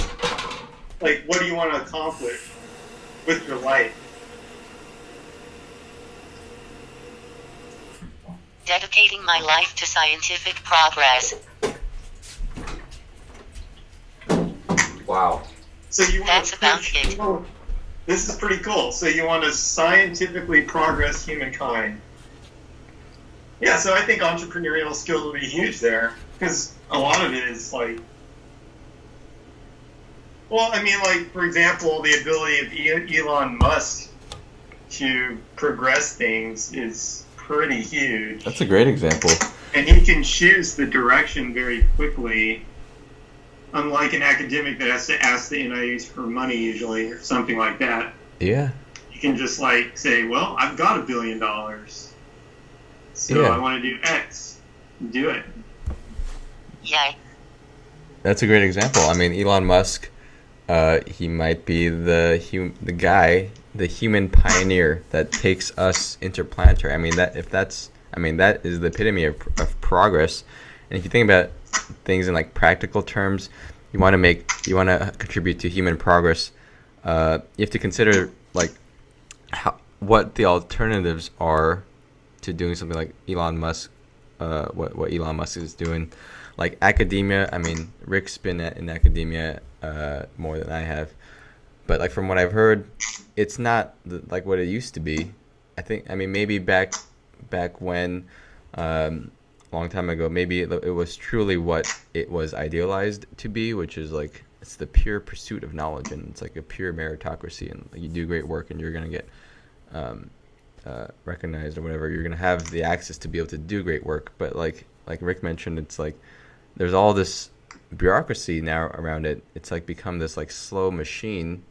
I don't know. You have to get funds,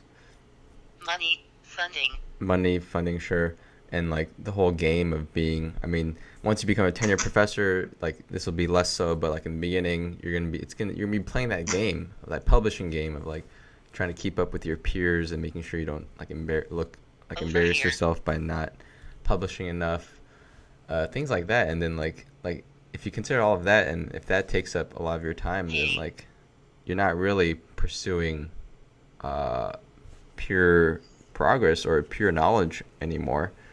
That was academia.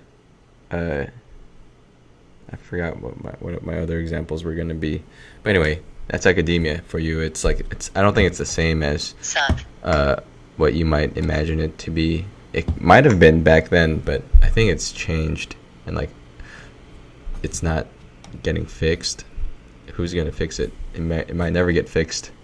So if you do want to progress society, you can do it in other ways too. Yep, I've read a lot about it.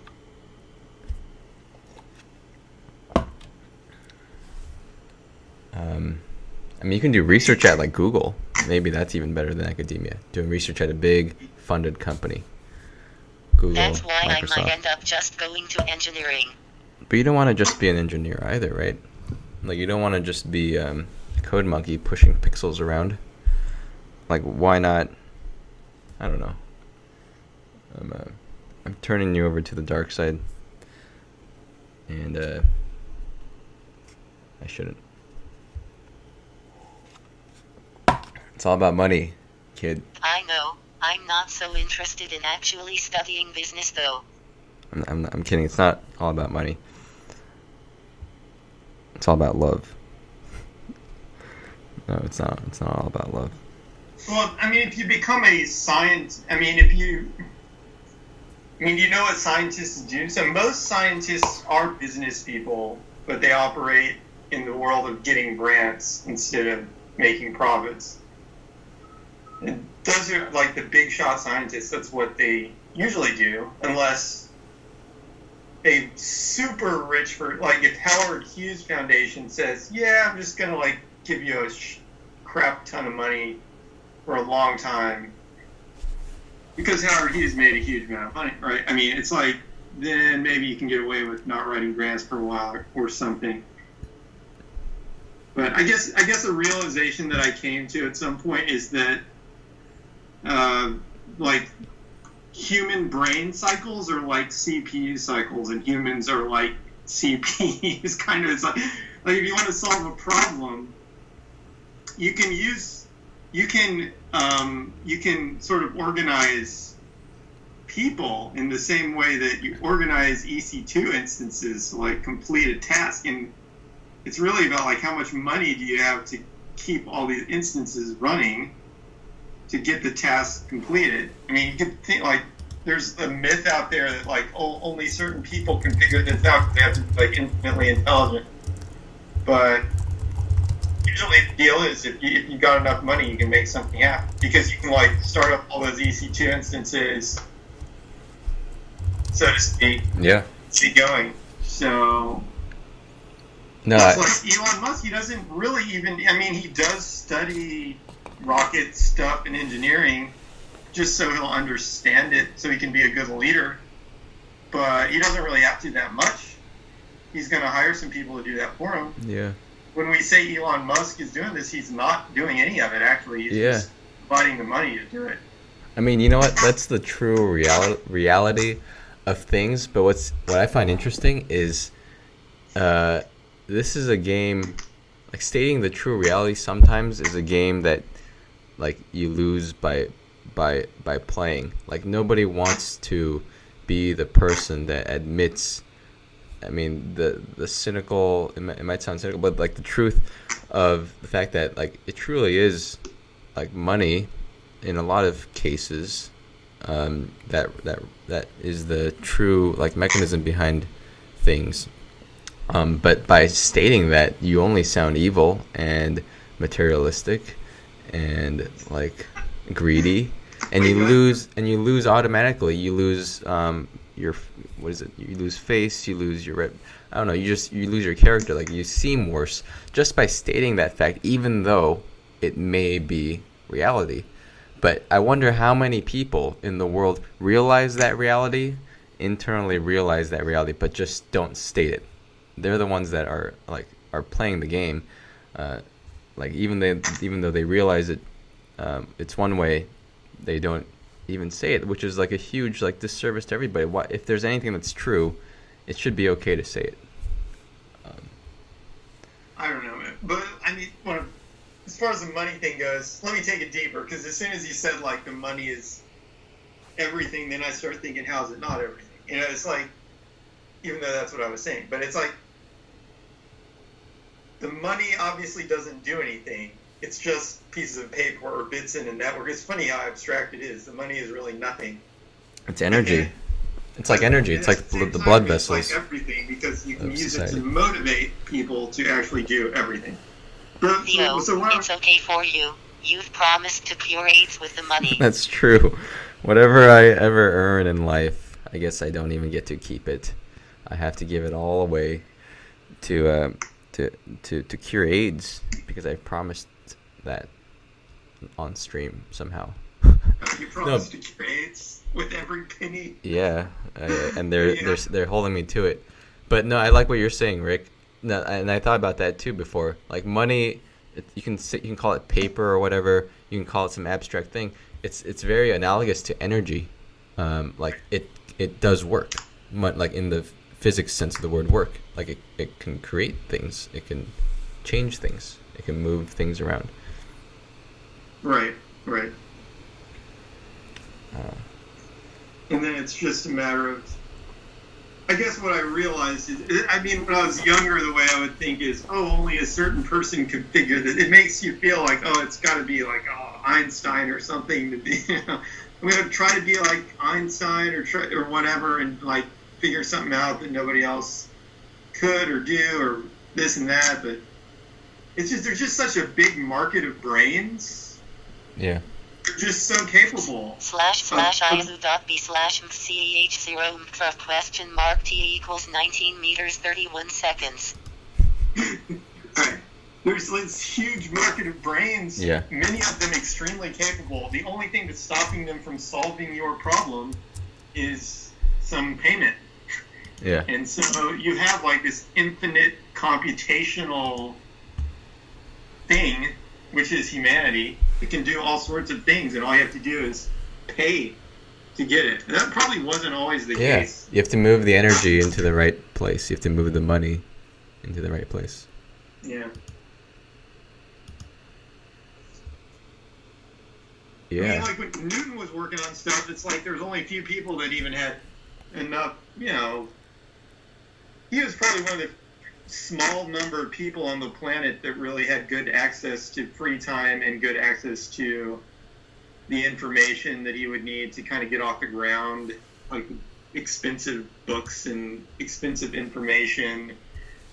He's got maybe some access to other people who care. His friends were probably like important people and stuff. But now it's just like any random Joe in the world that has internet access and sufficient brain power can solve problems. Yeah. And a lot of the fuel behind that is the whole propaganda or the myth of genius. It's close to everybody's heart. Like your mind is you. Your mind is your soul. So everybody loves their mind, and they would love the idea that they are special in that way somehow, like they are the genius, or they are like, I don't know, some savant or something. Like everybody who hasn't had that fantasy. I mean I would guess like the entire world, because you have two things that identify you: your body and your mind. Which one do you think is more powerful? I would bet on the mind. It's your personality, it's your character, it's everything. I think people are less attached to their body. Anyway, I'm saying that people are attached, or this whole generation, like in the late 20th century, 21st century, the propaganda of like intellectualism, or like of genius, really, of the fact that like we create these characters of genius, and then like kids will look up to them and like wish they could be them. They wish they can be Einstein. They wish they can be Newton. I don't know, whoever's a genius these days. But you wish that, and you sort of, these kids probably secretly fantasize that they can be that, or they want to be that. And then that it's good for society though. And whoever engineered this, if it was engineered, or maybe it's just by accident, but if it was engineered, I mean, it's brilliant, because it's only going to make these people better workers. It's only going to make them push themselves harder. If you had resigned to the fact that, oh, everything's arbitrary, there's no such thing as genius, we're all the same, and like that, then like you would just become, you would become apathetic and like less productive. So I don't know if it was by design, but it sure worked out, and I think it's only heading in that direction. Yeah. The genius myth has some advantages, although I do believe there are people of extraordinary. Yeah, I believe that too. But for the most part, it's not that. There are those savants who are physically different. But those are very, very rare, I think. And for the most part of what people conventionally call smart people or geniuses or whatever, it's not actually the case. Yeah. Anyway, we went all over the place. Is there anything you want to discuss? Well, actually, on the topic of our business. About anything, really. I'm not done with this topic about genius yet. All right, okay. This is one more thing. Because you're right. I think it's essentially creating cheap labor, kind of, among smart people. Probably one of the strongest example of this is probably people getting PhDs at very low payment. And these are really smart people working for very small amounts of money. But also smart? just the whole academic, public school. Or just disciplined. Okay, sorry, go ahead. Disciplined? No, I'm just saying, I'm just contending the notion that these people are smart. Sure, they're getting a PhD on paper, you can call them smart, nobody's gonna argue with you, but really, I just think they're just disciplined people, and that could be for bad reasons too, that they're disciplined, like their parents were super strict or whatever, but they've figured out a way to be able to focus for long periods of time or whatever is required to get this PhD. Well, yeah. We could argue that they're not. This is a website said if you're smart enough to get a PhD, you're not. Then it was something like, if you're smart enough to get a PhD, then you're smart enough to not get a PhD.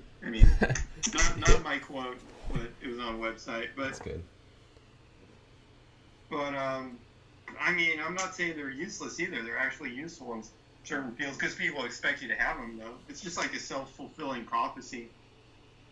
But Silicon Valley is blowing all that stuff away. That's what I love about Silicon Valley in the way that those people think. That's why I kind of reject academia.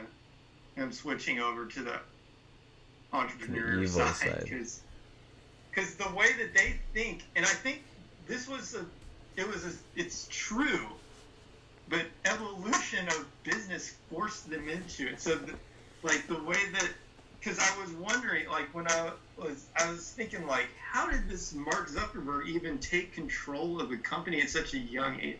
How does that even happen? Because you have to have people that believe in you. It's not just a matter of creating a website. You have to have people that actually believe that you, as the CEO, is the best choice in order for this to happen. I was just thinking, how did we actually get to this place where people actually recognize the truth? I've always believed that young people are capable of doing whatever, but how do we get to the place where the market was forced to accept it?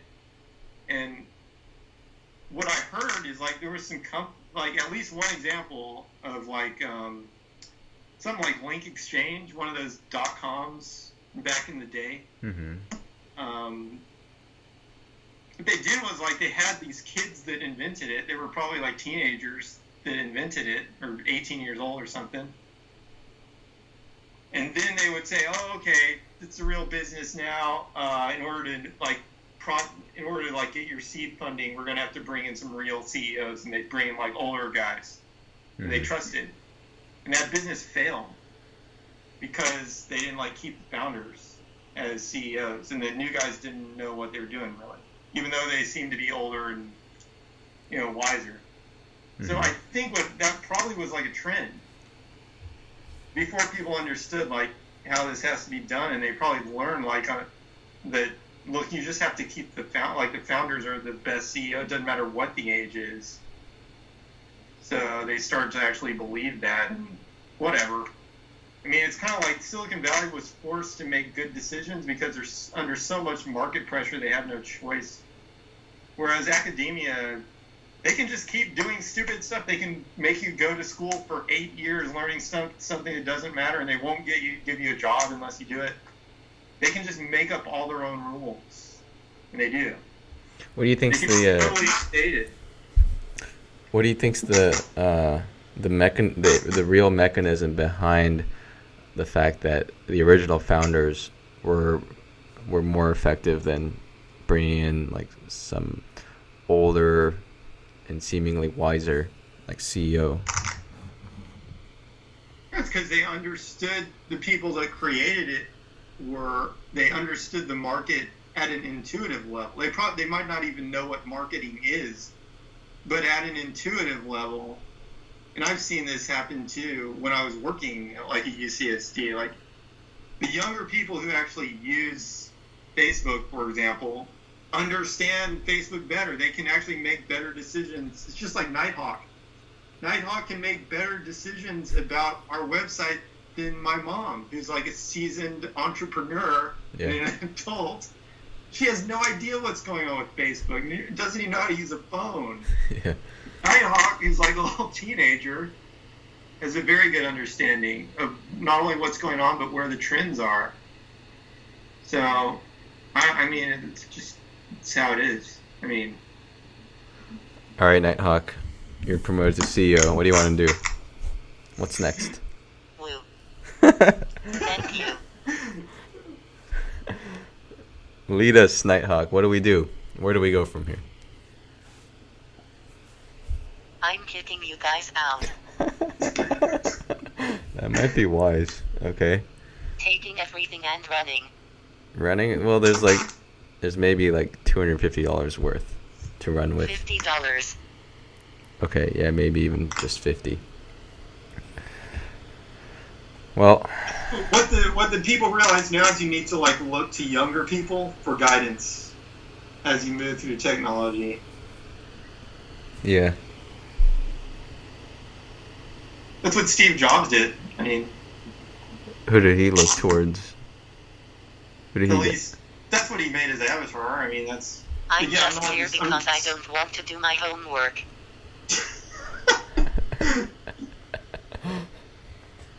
Well, I mean, Jobs like marketed Honestly, his little. that's his all it device is. little- Actually, I don't know if I wouldn't say that Steve Jobs.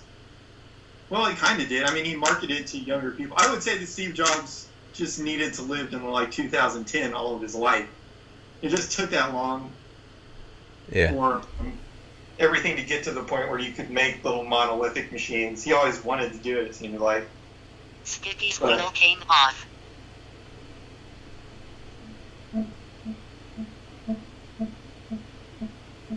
But I feel like I would rather exist.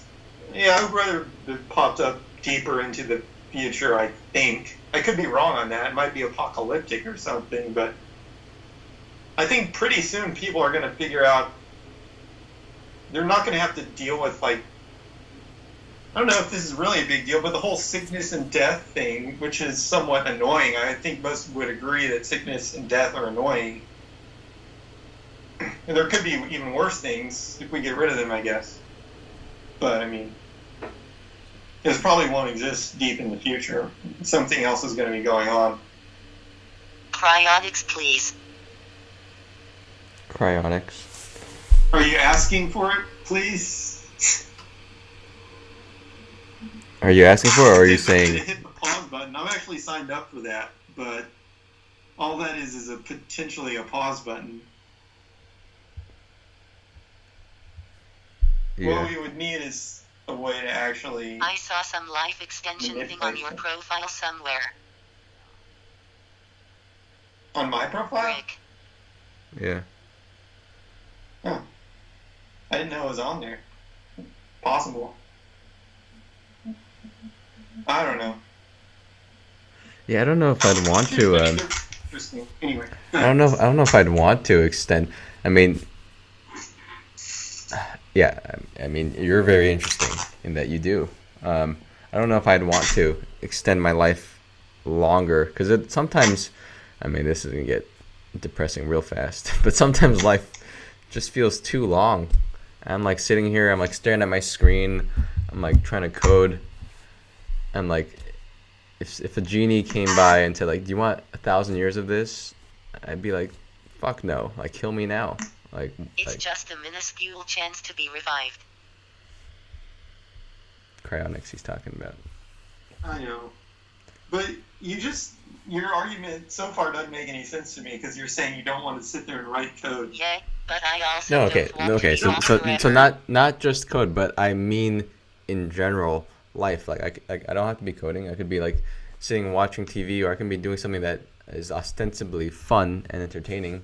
But still, I mean. Feel like I want to stop doing this fun thing. I'm having a blast, and I want to stop and die. Well, maybe not in that moment, but like in sort of like the bigger moment when I'm laying in bed, after that day is over, and I don't know. I I can see myself, and I've had these thoughts, like I don't know. It's just like this sort of nihilistic, like what's the point? Like, why am I floating here in space? Like, do I want to necessarily just do it again tomorrow, even if I get all those like sensual pleasures or whatever it is, indulgent like feel good stuff? Like, I don't know, like I'm not that compelled. I'm not that excited about like if I was gonna I don't know, like get a massage with chocolate in my mouth. It's a Louis C.K. bit tomorrow. Like, I don't know. It wouldn't make me that excited. You throw in like I don't know, a harem of women, a helicopter ride, heroin, kissing I don't know, an angel, kissing making out with a mermaid. Like, I don't. It's just not. It's great, sure, but I'm just not that. Like, that excitement is not extreme. It's not like a. I faced an existential crisis pretty early on. Oh yeah, how'd you get over it? Teach me. I mean, not that When I have I an was like 12. existential crisis. Oh yeah, well, how'd you get over it? It got pretty serious. This guy's I never did. Wow. Well, okay. It's got dark again. I mean, maybe that's the natural state. Maybe you get to that state and then you can't like turn back. It's like biting into the apple of knowledge or whatever it was, and knowing too much. It's like once you realize, oh man, I don't know, this is getting like so. Just sort of have to pretend non-existence won't come soon. Once you realize things are arbitrary, and you kind of see it from like this bird's eye point of view, I don't know. It's like hard to put yourself back in the moment. Again, put yourself back in your body. I mean, I don't know. I mean, I guess I'd say different if I was actually getting a massage right now, or riding a roller coaster, or I don't know. I think you're making up really weird, like, strange. I mean, your examples of like riding on a roller coaster and eating candy and getting a massage are all kind of oddly just like point superficial things. They're sensual things, yeah. Like, have meaning. I mean, those are actually really cool things, I guess. To some, I don't like roller coasters or whatever, but some people do like ice cream or something. That's fine for them. But it doesn't have. I don't know why all your examples are sensual things. It doesn't matter if it's sensual. Like, that's just one reward system of the brain. There's like a bunch of different reward systems. Some are like long-term, some are short-term, like we were talking about before. And then it could be that you're pursuing long-term or short-term things. fairly complicated things, whatever. It doesn't matter. If you got more time, you can do more things. As far as I can see, most people will say they're okay with the concept of death, but they will also like pay a lot of money to not die. Like if something threatens their life, they'll pay like lots and lots of money to try to stay alive. So I'm like, well, why? If you don't care about dying, why would you just like give all that money to your kids or something? Just right? Because they do care about staying alive. It's kind of normal. People have somehow pushed it out of their minds. No. Anyway, I don't really care. If everybody else is okay with the way that things are, it's okay with me. I'm just saying there's going to be a transition in the future, and there's probably going to be a lot of interesting stuff. And you want to be around for that. That's your. Interesting to see that and live in that. It's interesting, sure, but is that gratification from how interesting it is enough to cover the cost of just the mundanities? Is that a word? Mundanities, the mundaneness of life, and like the the hundreds of years that you'll have to live to get to experience that one moment of like, I don't know, whatever futuristic thing that you were looking forward for. I mean, it's just there's a lot of days. Mundane unless it's mundane. It's what?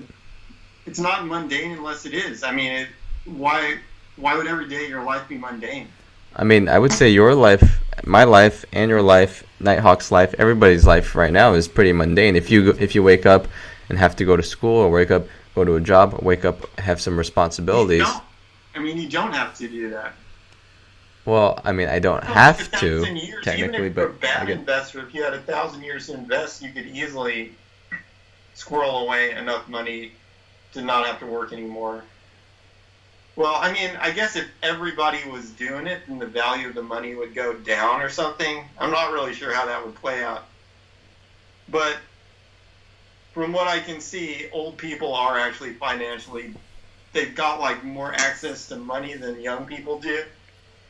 They're like spending it all on staying alive once they get old because their body's dying. But they love it. They love staying alive.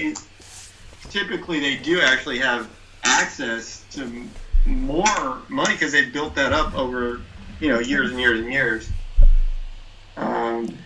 Yeah. So I don't think you'd have to work all your life.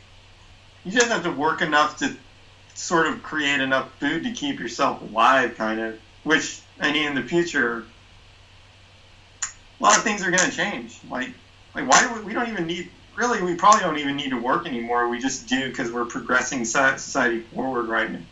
So if you look at the whole human species, we could have just stopped working. We could have just leveraged the fact that the standard of living is high with machines and stuff and just almost do nothing and still survive. But we're going through this period where it's like we're going to push a lot of energy into progressing forward, whether we want to or not. You really have no choice. You're either 1,000 years behind, which means you're going to be totally wiped out by some other civilization, or you're pushing forward. And we're just ramping through this progression where we're spending all of our energy not on surviving anymore, but just becoming a more powerful species. So as you progress through that, we're going to invent a bunch of cool technology. And then the next steady state after that, I have no idea what that'll be. But it might just be things exist, consciousnesses existing on some sort of artificial computer.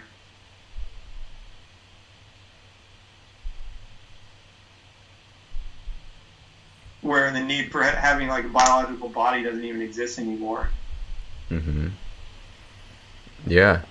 I mean, that was one of the there's this awesome book called Year 10 Million. But just a bunch of scientists from edge.org, which is a futurist website, I think. But they write about... I've got to go, guys. See you. All right. See you, Nighthawk. See ya. But yeah, like they talk about all kinds of futurist stuff. Yeah, well, why not? Like if you're thinking way out in the future, then yeah, our brains will probably be inside of like photons or something crazy like that. And then we'll be like almost infinite, almost like eternal. Like, do photons even age? I don't even know. But I think once we start talking about like your consciousness in photons and like the infinite, I think that's sort of approaching the end of all the things you can talk about. I don't know, like anything else you want to talk about? Yeah, I think that's it. We've gone through most. You can't go. Yeah, you're right. You can't go that abstract and then like pull it back in. No, I mean like we're just like once you talk about like the infinite and like that kind of super far out futurist stuff. Yeah, I mean it's like you've talked about everything. It's like you've talked about. I mean we've talked about important and cool things. I don't even know what I'm saying right now. I'm saying I don't know like where this conversation can go anymore. It's like we've reached the end. We've won the game of conversation. That's one way to look at it. I don't know, man. I mean, I used to think more like these.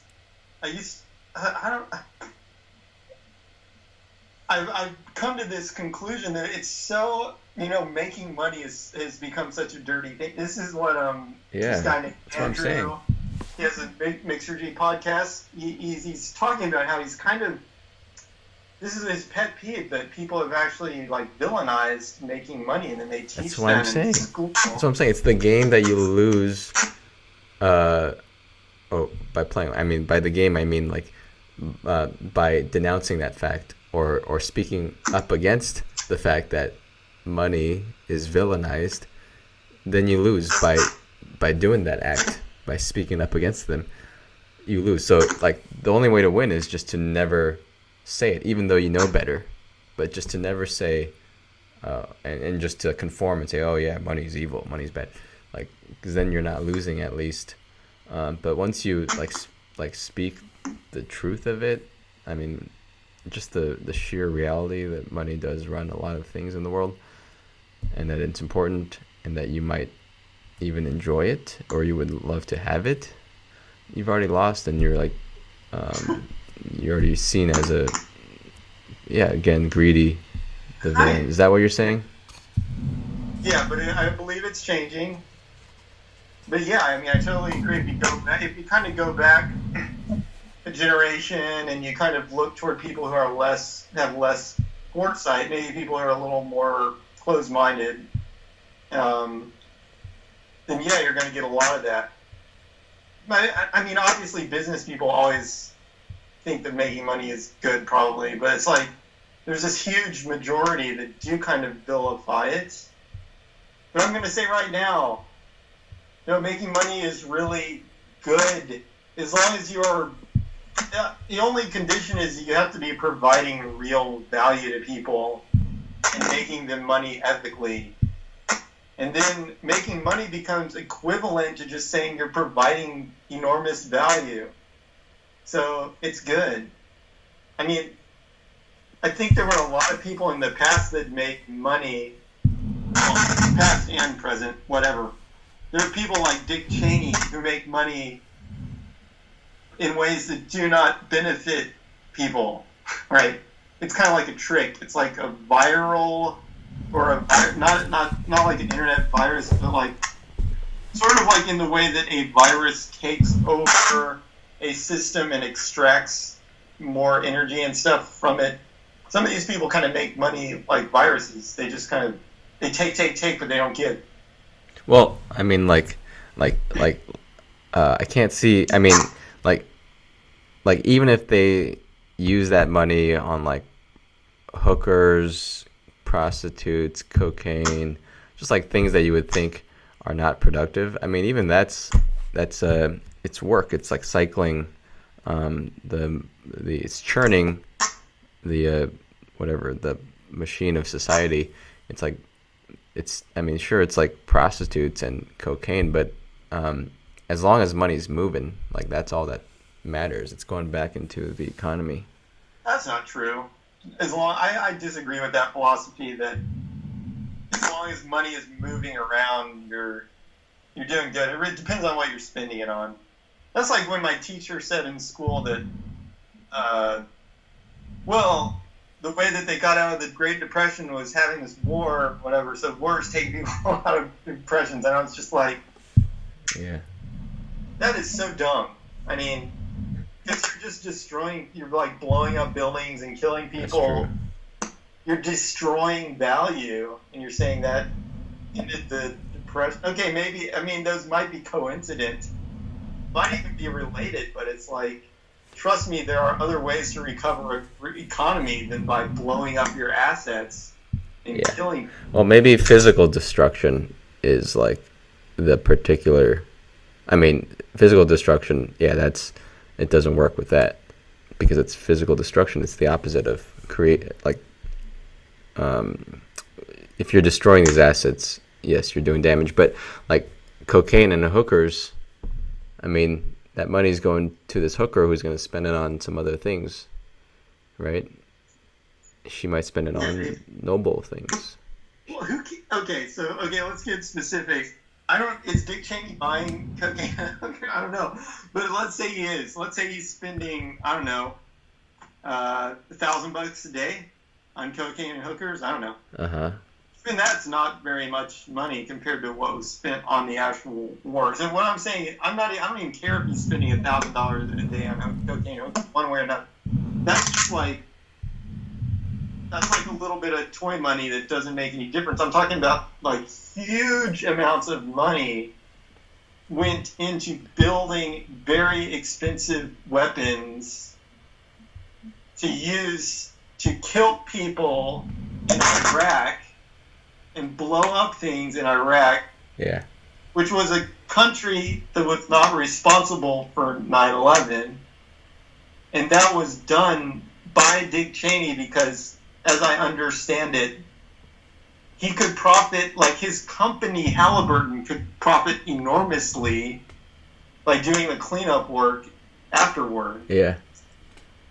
And there were like huge amounts of money that went into building those weapons. There was like huge moral cost in killing all those people. Oh man. Yeah, of course. I mean, and what he actually took out and spent, I don't care what he spent, probably wasn't even that much that he ultimately actually spent on like cars and stuff. Exactly. For himself. But I'm just saying, like, his strategy for making money caused so much damage. It was ridiculous. Yeah. Whereas, like, Elon Musk's strategy for making money just helps people have better cars and stuff, you know? No, you're right. Like, any kind of physical destruction, I mean, that's the definition of it. It's like, of course, it's not going to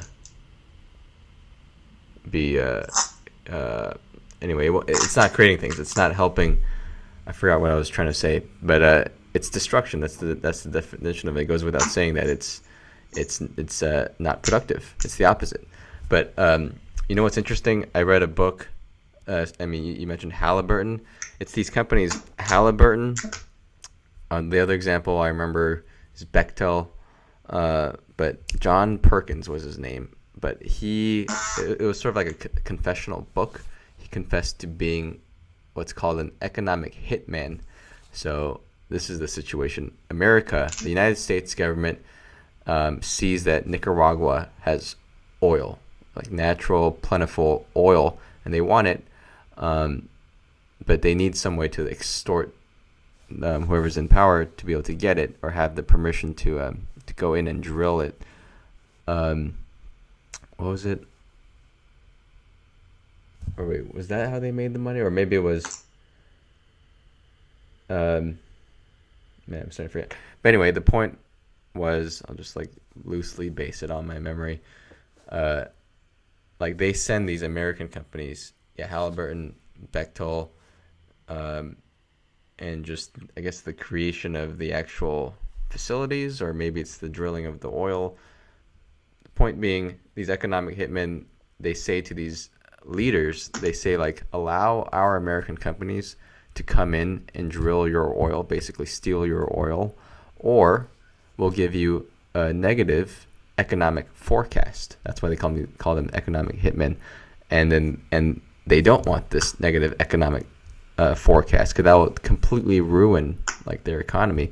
Like if they get a negative economic forecast, something like a negative economic forecast would be something like, okay, for Nicaragua, it looks like their crops, their corn, won't be a very good quality this year. And, like they'll say that in some kind of like official statement or whatever, and like I hope I'm getting this right, and then I guess that gives them reason to trade less or lower prices, or I don't know. It hurts Nicaragua's economy a lot, so it sort of twists their arm, and they have no choice, like the leaders or whoever, the people in power, they have no choice but to allow Halliburton and Bechtel into their country. Basically, yeah, they get extorted, or is it blackmail? Am I using the right word? Extortion.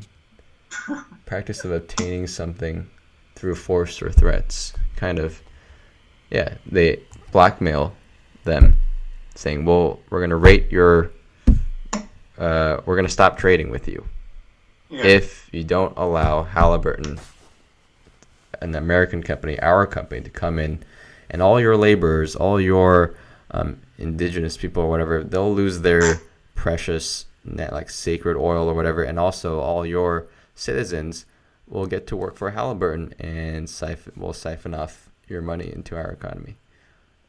But that's one way that like those developing countries are sort of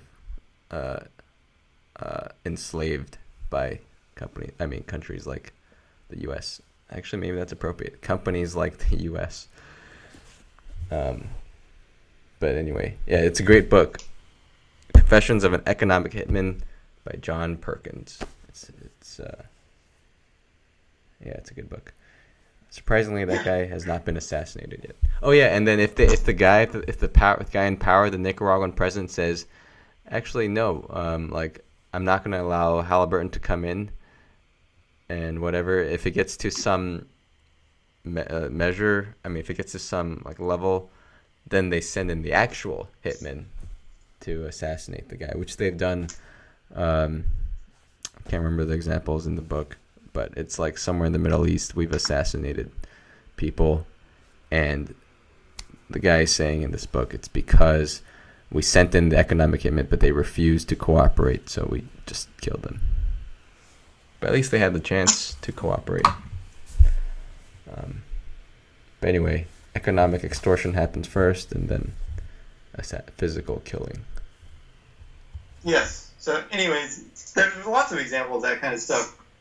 But, yeah, that's the point. There's, like, good ways to make money, and there's bad ways to make money. But making money is, it's a good thing, as long as you do it for good, create some value when you're doing it instead of just create value, don't destroy. Yeah. Create, not destroy. Or there's a couple ways to make. Sometimes people make money in ways that are a little bit unsatisfactory. Like there used to be these monopolies that just kind of self-perpetuated by being a monopoly and not really pushing the envelope forward in terms of quality, and just like literally damaging all of their competition to the point that they had no competition. But, and that could still happen. I'm sure that still does happen in the modern world. But there are lots of forces on startups and in technology to just keep making something better and better, or be destroyed by somebody, in terms of business, by somebody who does. Mm-hmm. It's kind of like, it's almost a meritocracy, whatever. It's probably not meritocracy, but it's clearly close. It's kind of like it's forcing people to actually do good things for society in order to get paid. And what the entrepreneurs are saying now is like, not only do you need to be creating value, but it's like the old marketing system was you assume that the customer does not have options. You push until you make the sale. Now you have to assume that the people have like infinite information and all the options that they want, and the only way you can make the sale is by really, I mean, it's a combination of really having the best product and like giving the most information to them that is like highly accurate. It's like content marketing. It's like you're giving them so much information that the information itself has value, and they trust you more than anybody else, and then they'll start to actually buy stuff from you. The competition for like selling stuff is just so high that you have to be whatever. It's getting to the point where you actually have to be like legit and obviously legit. Well, I wonder if part of that is evincing your authenticity to the consumers. To like I don't know, if you have a good relationship with the consumers, like Kickstarter brands or things like that. I don't know, where am I going with this?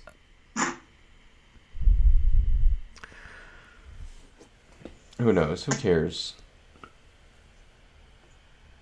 I mean, when I'm saying I'm getting tired, my brain is starting to work worse, work less better. But I don't know, if your brand, like if you show that you're authentic and if you have that self-conscious, that self-aware quality about your branding, and you say like, oh, I know we're a company, it's like you're almost like begging them, like, I know we're a company, but please, like, our co-founder is starving, like literally his like ribs are showing, like check out his ribs in this video, like please, like help support, buy a product. Like if it were that, I think I mean, it's better at least than like some faceless corporation, like I don't know, like Head On. What is that product? That Head On product. I don't know. Okay, that's a bad example, but like I don't know, some faceless corporation selling you vacuums, like you don't care. I don't know. I don't know what my point is, but before I get stupider, let's end this call somewhat soon. All right. I was enjoying. Yeah, it's kind of fun. It was good. I mean, if you wanna, if you don't mind my stupidity, my increasing stupidity as my brain starts to shut off, like slowly. It's like the lights going off in a big office building. Like slowly, some rooms are starting to turn dark. There's still some lights on, but people are going home. No, I mean, I think you're whatever. I don't think it matters as much as you think it matters. No, that's fine. I think your brain's still working. It's fine. Perhaps. I mean, like I said earlier, people are going to get used to what live streaming means. The whole world is going to have to get used to it, and like things like this won't even be embarrassing anymore. It'll just be natural, which it is. But there was something. What were we just talking about? I totally forgot. Authenticity of your brand. Oh yeah. Yeah.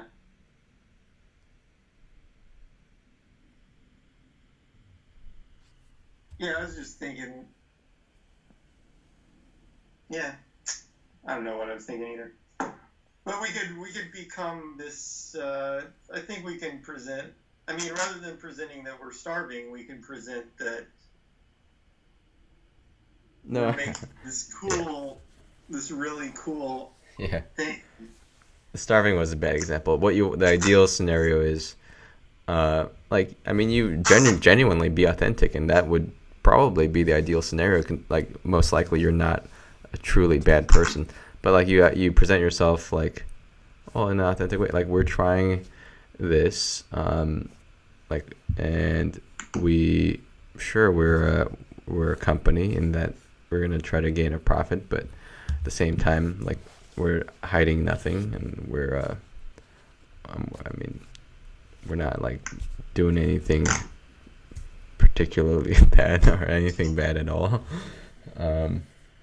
Yeah, I really trust, and it works on, like, the content marketing works on me. Like, when I see a YouTube, like, if I see somebody on YouTube that I actually follow, not that this happens that often, but whatever, if I see somebody who I see making all these videos on YouTube where they're kind of exposing, not only are they making videos, but they're just exposing their personality, and they're not like, I don't want like a lot of production work. I just want to see them. Oh yeah, it's a huge trend.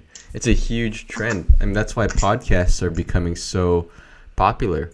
Like Joe Rogan's podcast is becoming one of the biggest productions like in all of media, I might say. I mean, it's become very popular, especially with the more current generation, and part of that's because it's very authentic. I mean, it's like unedited. It's not scripted at all. It's just two guys thrown into a room, and then they just talk. They swear. They can say like fuck or whatever. They say what's in their heart at that moment, and that's really it. And people are attracted to that, especially after like the drought of it, like coming from like previous decades when everything was just like production, like advertisements or whatever, scripted things here and there. Now, like, I mean, maybe it's only because of that, or maybe it's just that we naturally gravitate towards things that are more authentic. I think that's probably it. But what's interesting is people like Hillary Clinton or Donald Trump, how come they don't sit in a room with like Joe Rogan or any of these guys that do like unedited podcasts and just shoot the shit for like 3 hours? Then you would really get to understand the person. Actually, maybe that's why they don't do it. They don't want to go off script in case something disastrous happens to their image. But that'd be great. That would buy me over. If any candidate did that, I don't care what they stand for. Like they could be against like purple people. I don't know, but I would just like from their character, I would be attracted to them. Well, in the future that might actually. I wouldn't be surprised if in a few more years, just like Obama was one of the first to use social media, like in a few more years, somebody's going to actually start using authenticity at the presidential scale for advertisement. But yeah, that'd be cool. That would be cool. Yeah. Yeah. That would be different. Right now, it's kind of like, I liken this to Sprite. Sprite is a drink that's not very good, but it appeals to a lot of people by just not. It's like it's sugar water with carbonation, so it's like not very good. There's nothing special about it, but it appeals to a very large number of people just because it doesn't like set off anybody's bad sensors.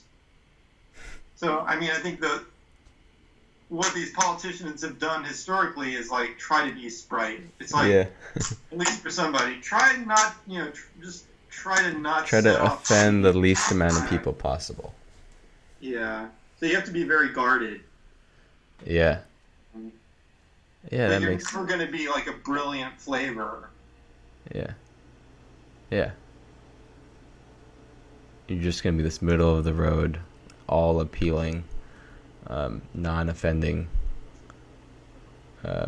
diluted thing. But I think, I mean, like Bob Dylan says, times are changing. Like Joe Rogan. Please run for president, Joe Rogan. I mean, like you would get tons of votes. I mean, it's the current generation. Like society progresses as people. I mean, one death at a time. That's like some quote. Like as the other generation passes and we come forward, I mean, things will change with us, and like maybe there'll even be like a truly authentic president someday, some way that can just shoot the shit on a podcast for like 3 hours straight. A man who isn't afraid to show his hairy legs is a good man. That's right. Nighthawk, I thought you were asleep. Not asleep. Alright. Never asleep. Yeah, well, you have school tomorrow. Just had to go eat. Okay, I thought you said you were gonna go to sleep. You said exactly. I said night. He What? said good night, which might just be like a greeting if you're an insomniac. No, he said I've got to go, guys. Oh yeah, you're right. He said night. Fine. That's right. Expected you guys to be off by now. Well, I have to pee really badly. It's actually like taking So up set it in advance. 20% of my CPU. Of my brain's CPU. I'm just holding my bladder in. 20% of my brain's just holding my bladder in. It's like just tightening that my urethra. To me, you know how you said where you like alcohol because it, it takes, and it does. By the way, alcohol affects, alcohol affects my brain too in terms of making stuff. Like, I'm not immune to it or anything. I think I'm sensitive to it in terms of like shutting down systems. I'm just saying it doesn't trigger euphoria in my mind very easily. Mm-hmm. But you were saying that it like just kind of like loosens. It kind of starts to create maybe a manic-ish state. But so getting sleepy is known to also create a manic state. Well, actually, alcohol supposedly causes depression, but whatever. I've heard this. Sleepy supposedly creates sort of a manic state, and I like it. That's why I'm kind of like, it's fun to me to talk when it's like, when it gets late. Yeah. But it may be a similar reason that a lot of people like talking when they're drunk. But drunk doesn't necessarily work that good for me for talking, but late does. Yeah.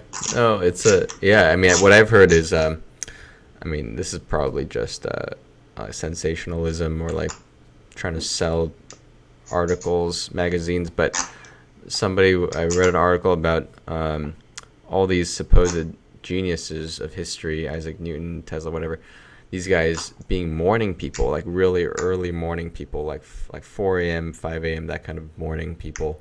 And what they speculated was part of that's probably because they were just sleep deprived in the morning. I mean, in the morning they would just be like really groggy. Actually, yeah, they were mentioning something about the groggy state in the morning, that being conducive to creativity. But that might just be like complete bull crap. I think it depends.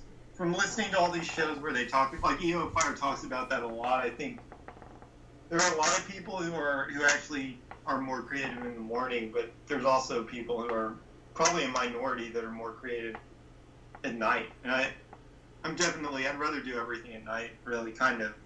Really? The only thing I do better in the morning are things that require, basically, there's this thing where it's like, there's something where you need a lot of mental discipline to do it. Like that kind of stuff I should do in the morning. Because the discipline... I like working at night, but it ruins everything. Ruins everything. Well, what do you mean? That's why you gotta start masturbating less. Alright, I'm just kidding. I'm gonna go to the bathroom. Doesn't work with society. Yeah, I know what you mean. But I'm just saying, in theory, if you didn't have to go to, like, if you didn't have to go to school, you didn't have to go to a job every day, then it would work quite nicely to just be able to do stuff at night. Actually, I did for about a year. But, I still do it, lol. Yeah. But it makes it difficult. I Actually, sleep what I after did, I school don't most of recommend the it. time. What I did one time is I just started staying up. I just started, like, staying up later and later so much that I went to, like, you can imagine if you went to bed right after, like, I switched my schedule around so that instead of waking up and going to work, I would just stay up until work was over and then go to sleep. That's me right now. Okay. The key is you have to block all the sunlight out of your room in order to make it dark, but For about 2 years. Okay. I mean, I don't think it's that bad. Yeah, It's just I got blackout curtains. Yeah. I put a board in front of my window to block out all sunlight, so I can actually I can just set my schedule however I want with the lights. I don't have to worry about what the sun's doing. You know what's interesting? I think, I mean, okay, let's start with this. Something that's very agreeable. Like, more information makes you a smarter person. And by that, you can say that the more a person uses the internet, the more likely they will be to be a smart person. And I don't even know if you can use the word smart anymore. It's more like knowledgeable. You've just accumulated a lot of facts in your brain. But anyway, Not if it's the wrong information. yeah, but then you gain new information, you gain more information that then tells you that some of your information is wrong, and then you just delete it or you replace it. But anyway, my point is, like, Nighthawk, you seem like a very smart individual, and by that, I also mean you seem like you use the internet a lot, which is not pejorative. I mean, it's not a bad thing. I think it's a good thing. It just means you're exposed to a lot of information. But is that true? You seem like you're a citizen of the internet. Yeah. That's good. Too much. Yeah, me too. Me too. But you know what? It's something to be embarrassed about. The world will learn that that's the way the trend is going, and it's good. It's a good thing. The more internet, the better. And also, all kinds of the internet. Like, you can go to the worst places, and I don't even think that's bad. Like, you should expose yourself to, like, anything. Like, why should there be anything? Well, I don't know. I guess I don't know what I'm saying. There's some stuff that you shouldn't, that wouldn't benefit you to be exposed to. But you know what I always I thought? spent time in some of the wildest places, lol. But I think that's, like, good in some sense. Like, it might be bad if you're, like, into it. I don't know. I mean, if you're, like, into bad things, that might be bad. But if you're just exposed to it, and you're just a normal, good, well-behaved person, like, at least you know that exists in the world, and that sort of, you know, it adds to your knowledge about the world, and then you become a more knowledgeable person to know that exists. But what I find interesting is that I think a lot of people, they choose not to think about certain things. They choose not to. They say, like, oh, I should never think about. I mean, okay, this is gonna get kind of weird, but I mean, like things that, like, would be like abhorrent. Like, these weird words are coming to me. It's because part of it's because I'm sleepy. But, like, bad things, like, I don't know, like, who wants to imagine a horse's head getting chopped off? Nobody. But Watch Dioclete. actually, I would hate to watch people die. I think Subreddit. I've avoided that. But okay, like a horse's head getting chopped off, that's disgusting. It's terrible. Why would you even imagine that? And I don't enjoy it, but my mind, I mean, I go there because I can. I want to take my mind everywhere that it can. So I imagine all the craziest things. I might even imagine, like, fucking my own ass. No, I mean, I have now. I just did because I said that. But like, the point is, I imagine everything. But a lot of people, they, for whatever reason, I mean, they, for probably very obvious reasons, like they're raised Catholic or whatever, they, like, completely block out certain realms of thought because, I mean, maybe rightly so, like, it's gross, or they shouldn't, or it's sinful, or things like that, and they just never expose themselves. But do those people realize that nobody can get inside your head? Sure, these people tell you there's these rules in Catholicism, don't think about this or don't think about that, but there's no, like, mind patrol going around. You can still think about anything, and you should think about everything. Like, yeah, why shouldn't you? Like, why would you block? I've seen it really in action recently. You saw somebody die recently, or I can tell you have not been raised in a religious Not block setting. themselves off. Me? I've not Yeah. been. Yeah, I was not.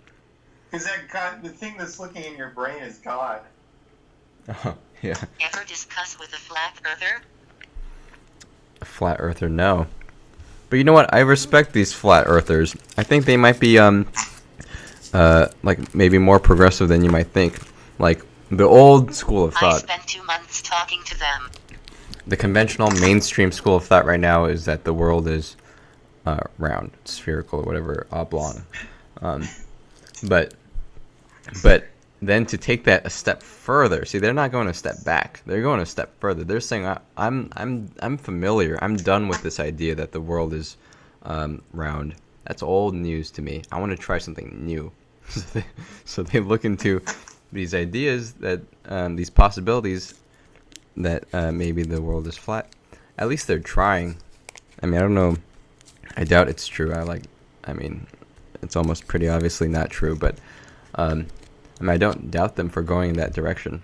They're just denouncing the mainstream mode of thought and looking for new modes of thought.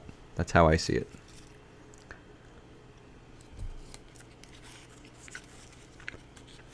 So any denunciation of... Unfortunately, they haven't learned about the mainstream model. See, that's bad. See, if they're doing it if they're at that level, then that's bad. But if they're at the sort of the second... They know too little about it to be able to understand it. They're at the second order level. They already know it, but then and after that fact they decide to denounce it. Then that's more respectable than not knowing it in the beginning. I haven't seen those people exist. Yeah, Yeah, it's pretty hard. hard to denounce the fact It's that the hard Earth to, is like, round. actually, the world's not a sphere either. Unless But, I they're mean, trolls. Not I sphere, know. oblong, or whatever it is. Yeah. But I mean, I don't know. It's such a difficult thing to try to prove that the Earth is flat.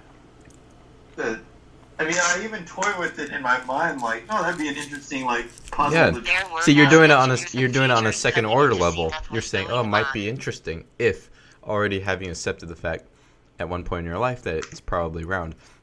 See, that's respectable, I think. At least like you're taking your thought further and you're like progressing it. That's what I'm saying. It's like just because they're a flat earther, I don't completely like look down on them. I know what you mean.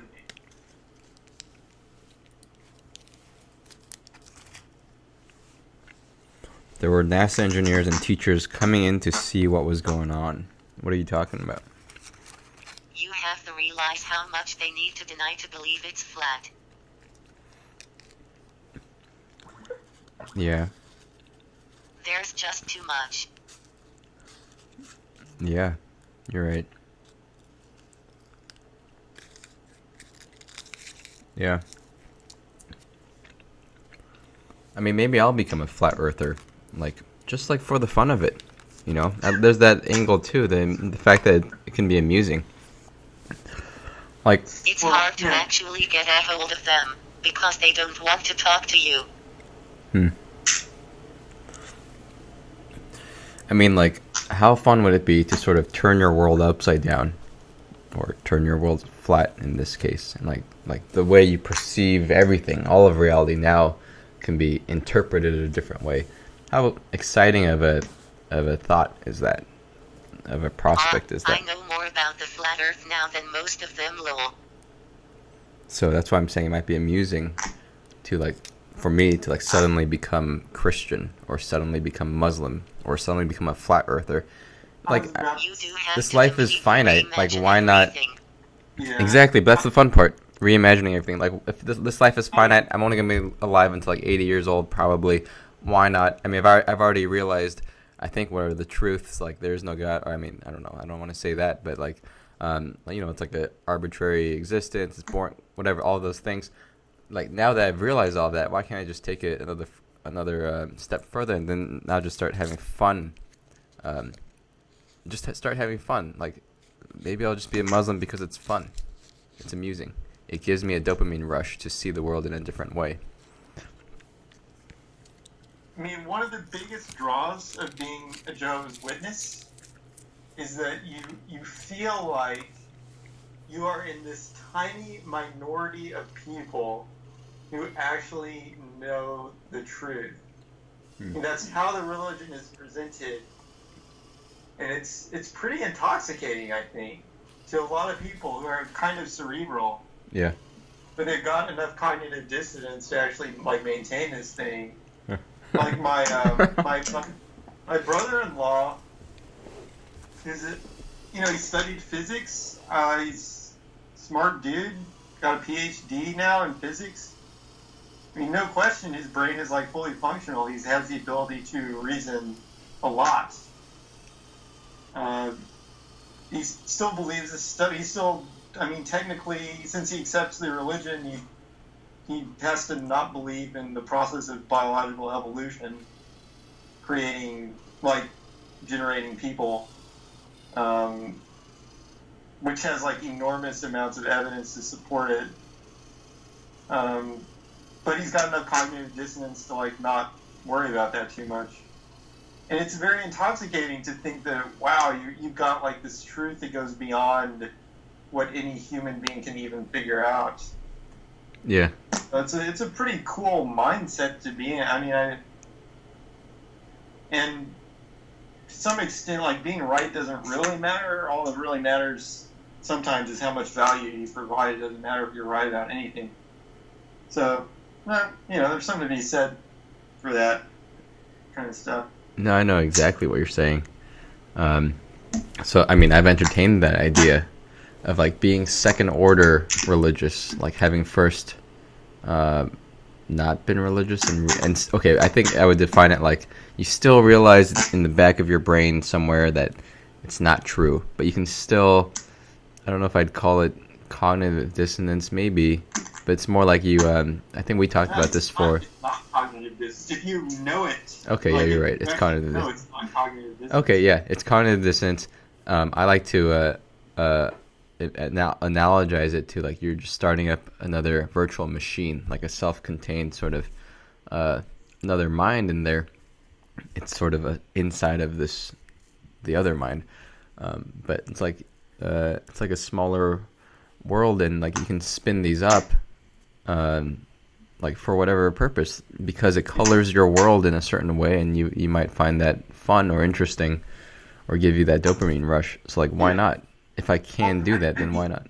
The way I see it is cognitive dissonance is nature's way of actually doing that, truly. Like actually blocking out the information that would stop you from believing what you need to believe to optimize your performance. But yeah, I don't really have that much cognitive dissonance. It's actually, I mean, from people that have studied it, people who have cognitive dissonance often do well in life in terms of measuring success. Well, I don't know what they did is measure their income or some kind of form of success.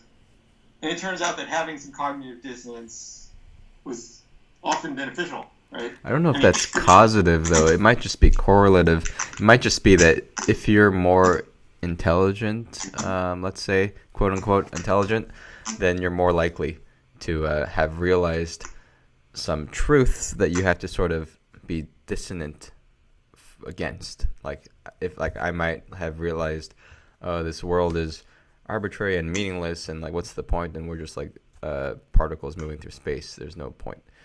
Like maybe an intelligent person might realize that, especially after they study physics a long time.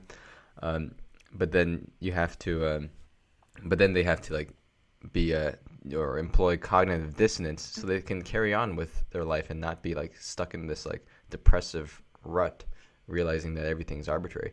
So maybe it's not causative. I'm saying maybe it's just correlated with the fact that if you have cognitive dissonance, it might just mean that you were intelligent enough to find things that you need to be cognitive dissonant about. Maybe, but I would say most physicists actually don't have much cognitive dissonance. I mean, a few of them do, I guess, but, well, I could argue against my own argument there, but I think a lot of physicists don't really have that much cognitive dissonance. They are these type of people who sort of try to peel away to get at what is most true and they just don't have that much ability to have cognitive dissonance. Whereas like a really strong leader, or like some business people, or like actors and performers and stuff, Yeah. could have like really, really high levels of cognitive dissonance. Like Snoop Dogg went out, from what I heard, he like on the roast show or whatever. Yeah. I don't watch, but he Yeah, yeah. totally quit, and it didn't faze him. But I mean, I think in his mind, like I think he's got a really solid like framework in his mind where it's like, even if he blows it on stage in front of millions of people, he may not even perceive the failure. Like he might just totally blow it off. And for a performer, that's huge because it can keep you in a good mindset. So stuff like that. Is it that they are not aware of their failure, or that they blow it off, or that they are very confident that they can stick to their belief that they are actually good, even though the crowd's booing them or whatever? If they just secretly or confidently believe and they stick to it, no matter what, that like that they're good, that they are worth being proud of or whatever, then it's easier to just deflect these the negative stuff. But I'm just saying it's harder to do it if you're aware. It's harder to deflect all of the emotions if you are aware, and it's easier to deflect them if you are unaware. And that's the advantage of having true cognitive dissonance, where you can actually you can like subconsciously block out information instead of having to consciously block out information, which, consciously blocking out information doesn't shield your emotional subsystems very well, but unconsciously blocking it out does. That's what I'm saying. Yeah. Huh. Yeah. That's an interesting thought. Like, it doesn't have much of a tax on you, like an emotional tax, or that might even be a physical tax of you feeling yourself deflecting the negativity. Yeah. Because what I see with these religious people that are smart is usually, I don't think that they're thinking in their mind, well, I know this is not really true, but I'm going to believe it anyway, just for fun. I don't think there are very few people that actually do that. I think their mind, like, it was configured in such a way that it kind of blocks out it kind of reinterprets things carefully to block out all the evidence that would suggest something that doesn't agree. There were scientists that did that too, right? Like the guys that were just wrong, and they wanted to keep believing their theory, so they would like twist the evidence in their minds, kind of hold on until they finally die. I mean, like they never give up. Yeah. I mean, so the religious guys that you're talking about, is it that they're using cognitive dissonance and like in one way they believe what they're saying, and maybe in a way they don't, or are they just playing like a dirty trick on everybody and just taking it with them to their grave? Like, maybe they know fully that it's all bullshit, but if they die with that secret, they never admit to anybody that they also think it's bullshit. They think their own shit is bullshit. Where was I going with this? I mean, then they die with it, and then fuck, I don't remember. I mean, okay, so anyway, let me just pull it back a little bit. What I'm like, the angle I'm coming from is, I find it interesting that if people die with certain secrets, or you can say certain thoughts, then that almost then proliferates, or what's that word when they prolongs certain unreal thoughts. For example, let's say Einstein. He knew he's being heralded as a genius. And let's say in his like heart of hearts, he knew there's no such thing as a genius. I only know this because I fell into this puddle of water and I had this hallucination. I saw these birds in like this configuration, and I realized this thing. But what if he never admitted to that and just took it, just received all the compliments? You're a genius, Einstein, whatever. He just took it and said, "Yeah, I'm a genius. Yeah, you aren't like me. I'm something else. I'm a superhuman. Nobody's like me. I have something different in my brain." And then he just faked that, even though he knows that himself, of course. But then he just takes it to his grave, dies, and now the rest of the world is thinking, "Oh shit! Like this guy really was a superhuman. He really was something different."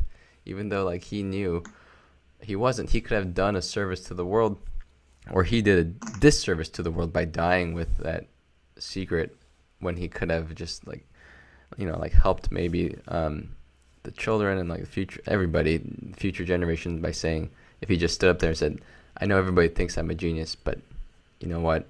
It doesn't even exist. I got here because of this, this, and this." And then kids would grow up thinking, "Oh, like, okay, I'm just like this guy, this very successful guy." Then they might feel better about themselves. But now, because he died with that secret, now there's this myth still floating around that this genius thing exists because he didn't dispel it, because Einstein didn't dispel it, and now kids are thinking, "Oh shoot, am I this genius or am I not? I'm not one of them. That means I'm just riffraff. I'm a plebe. I'm like a rodent of society." I don't know. Point is, don't die with secrets and proliferate myths. Oh, is that where it was going? So I'm saying these religious guys, I'm like they just might be like trolling all of us and like just like dying with their own secret, like knowing themselves that it's not true, but pretending outwardly that they believe it's true, that they truly believe it's true, and then dying never having admitted that they truly thought it wasn't true. And then after their death, the world moves on now with this new concept, this new idea that this guy brought about into existence. I really have to wonder, like, especially for the guys, like for Jehovah's Witnesses, there's this thing called the governing body, which is this fairly mysterious group of people who are rarely mentioned by name. You can look it up on Wikipedia, maybe, but it's like a cabal. Never really talk about them that much as normal people. They just kind of say the governing body. Like, I don't know who they are. They don't even talk about like their actual identities.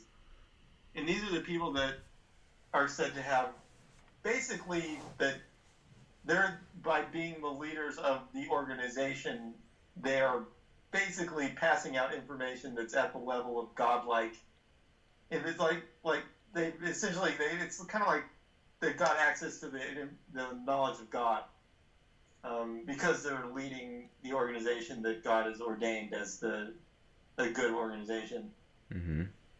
So it's almost like saying these people have, but I wonder what these people are actually thinking in their minds. Yeah. Like, are they really thinking that God is guiding all of their thoughts, or perhaps the guys at the very, very top are just like, we gotta hold this shit together. They're just having fun. They realize life is short. It's only 80 years old. Who cares if you're right? Let's just have fun. Let's pretend. Let's wear these gowns or whatever they wear. Let's pretend that we're ordained by God. It's interesting. That's fun. I don't know, but you know what my guess is, though? At least the majority of them are truly convinced that they are like on the mission of God. Yeah. Kind of like when you see those people who are like, some people are like obviously kind of nuts. They think they're Jesus Christ or whatever. Yeah. I mean, I think that those people truly believe that they're like the messengers of God Yeah. for Yeah. the most part. Which, Anyway, that I makes mean, sense. bless them. Like, they're the lucky ones. Like, was it blithe? They're blithe. Ignorance is bliss.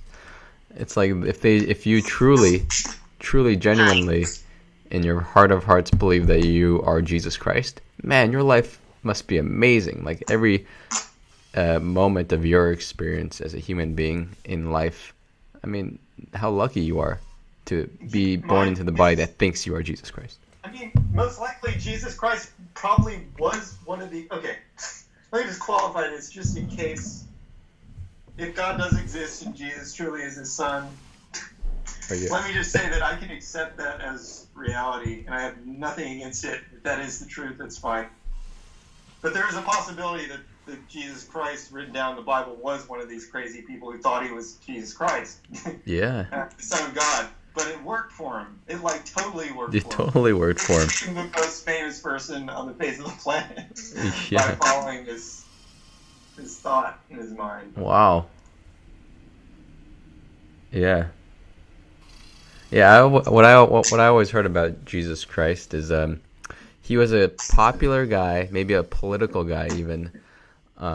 He was popular, but then and then he died. He's just a normal mortal, of course. But then the Roman Empire, or like some huge, I think it was the Roman Empire, they decided to sort of like commandeer his legacy, or like take over him, so that and then prop him up to be divine, so they can create this myth and attract more people to their faith. I think it was the Roman Catholic Church that did this. So they can say, like, hey, come join our faith. We had this dude that was divine. Like, those other religions don't have a dude that was actually divine. Yeah. But our guy was. So they used him as a sort of a tool to get more people to join. Yeah, it's kind of like a viral video, but it's in that.